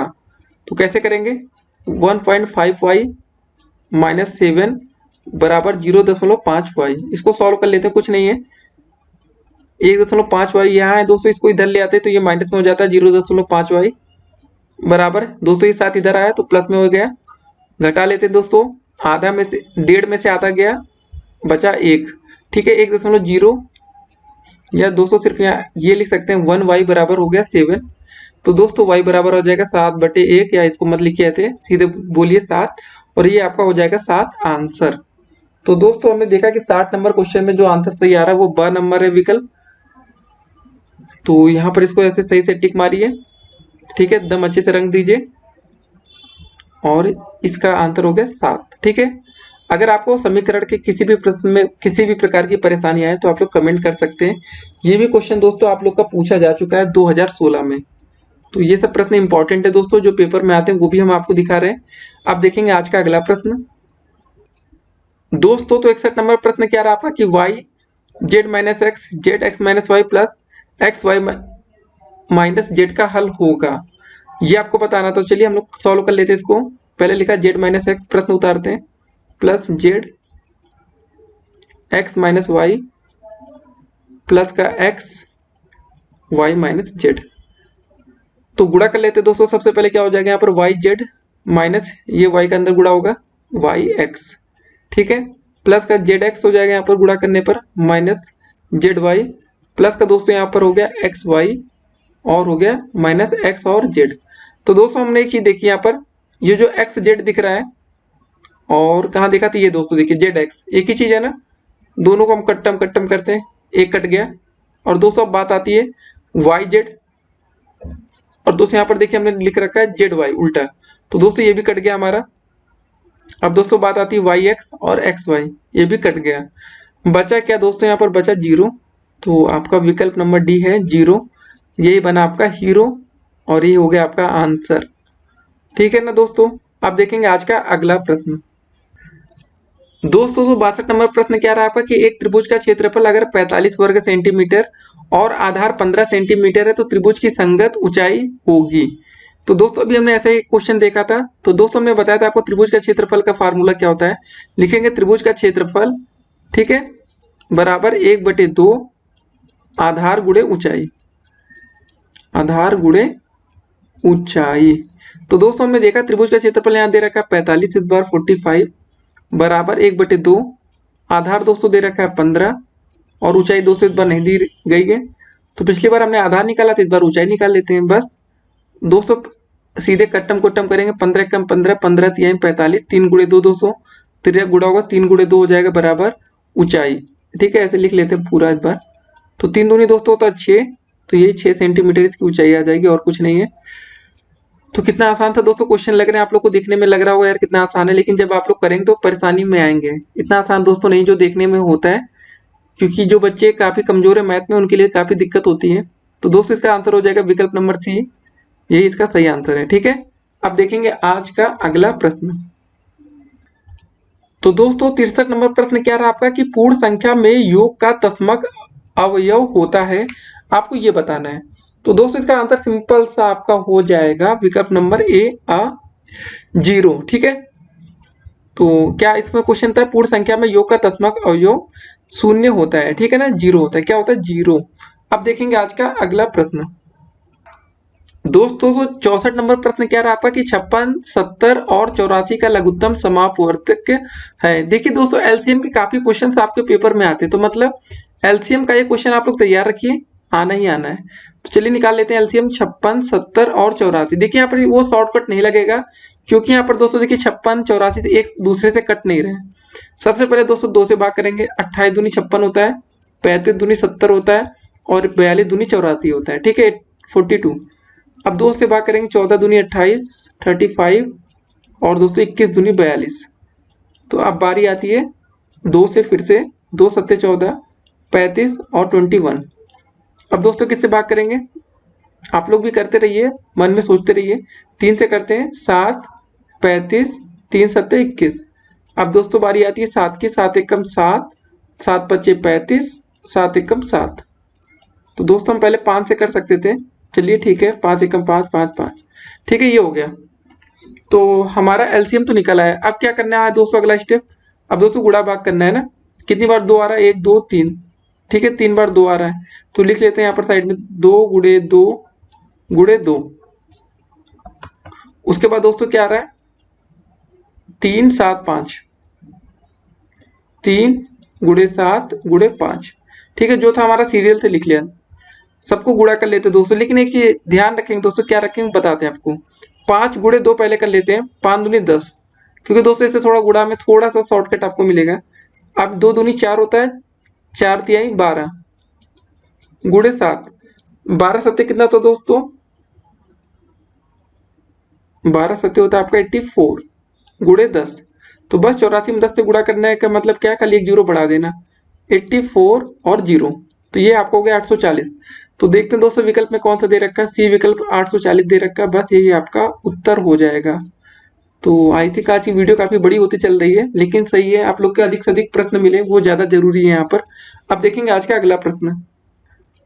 दोस्तों 265 नंबर प्रश्न क्या रहा आपका कि समीकरण 2.8x बराबर 5.4 प्लस x का हल होगा, ये आपको बताना है।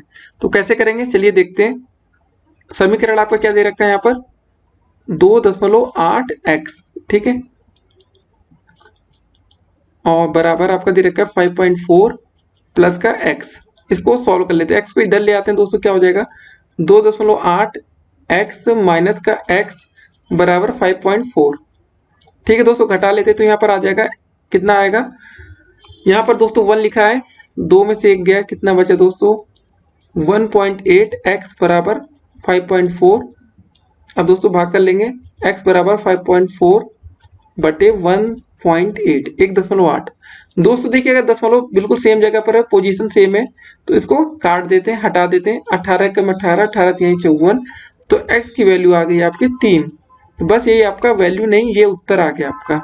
तो चलिए देखते हैं कौन सा विकल्प दोस्तों सही होगा। आपका विकल्प नंबर सी सही है, इसमें आपका दे रखा है दोस्तों सी की वैल्यू 3 दे रखा है। ठीक है, तो 65 में आपका जो सही आंसर था वो 3 आ गया। अब देखते हैं आज का अगला प्रश्न।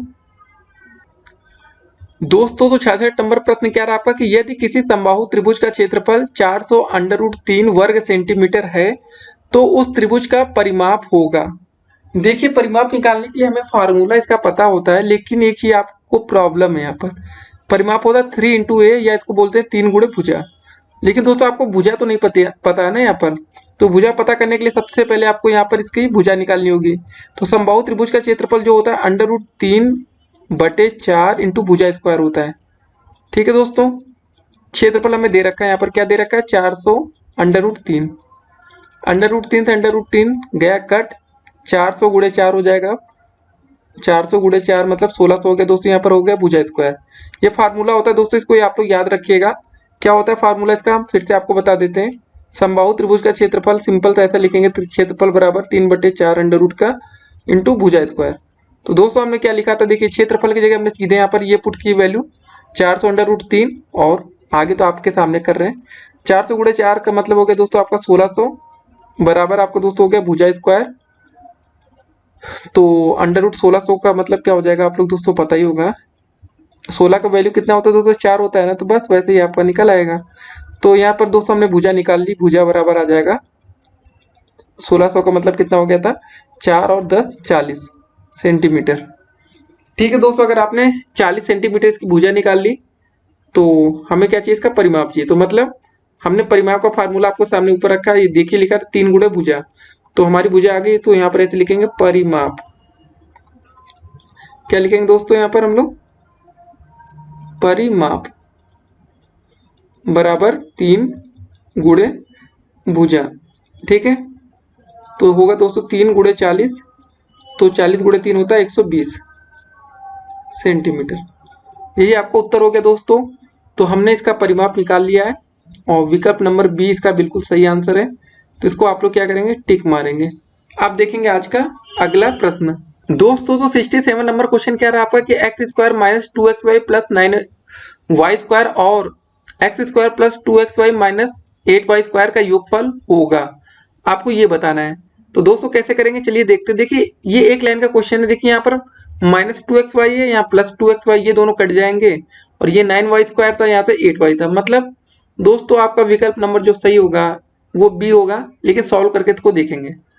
x² माइनस 2xy प्लस का दोस्तों आपका है 9y²।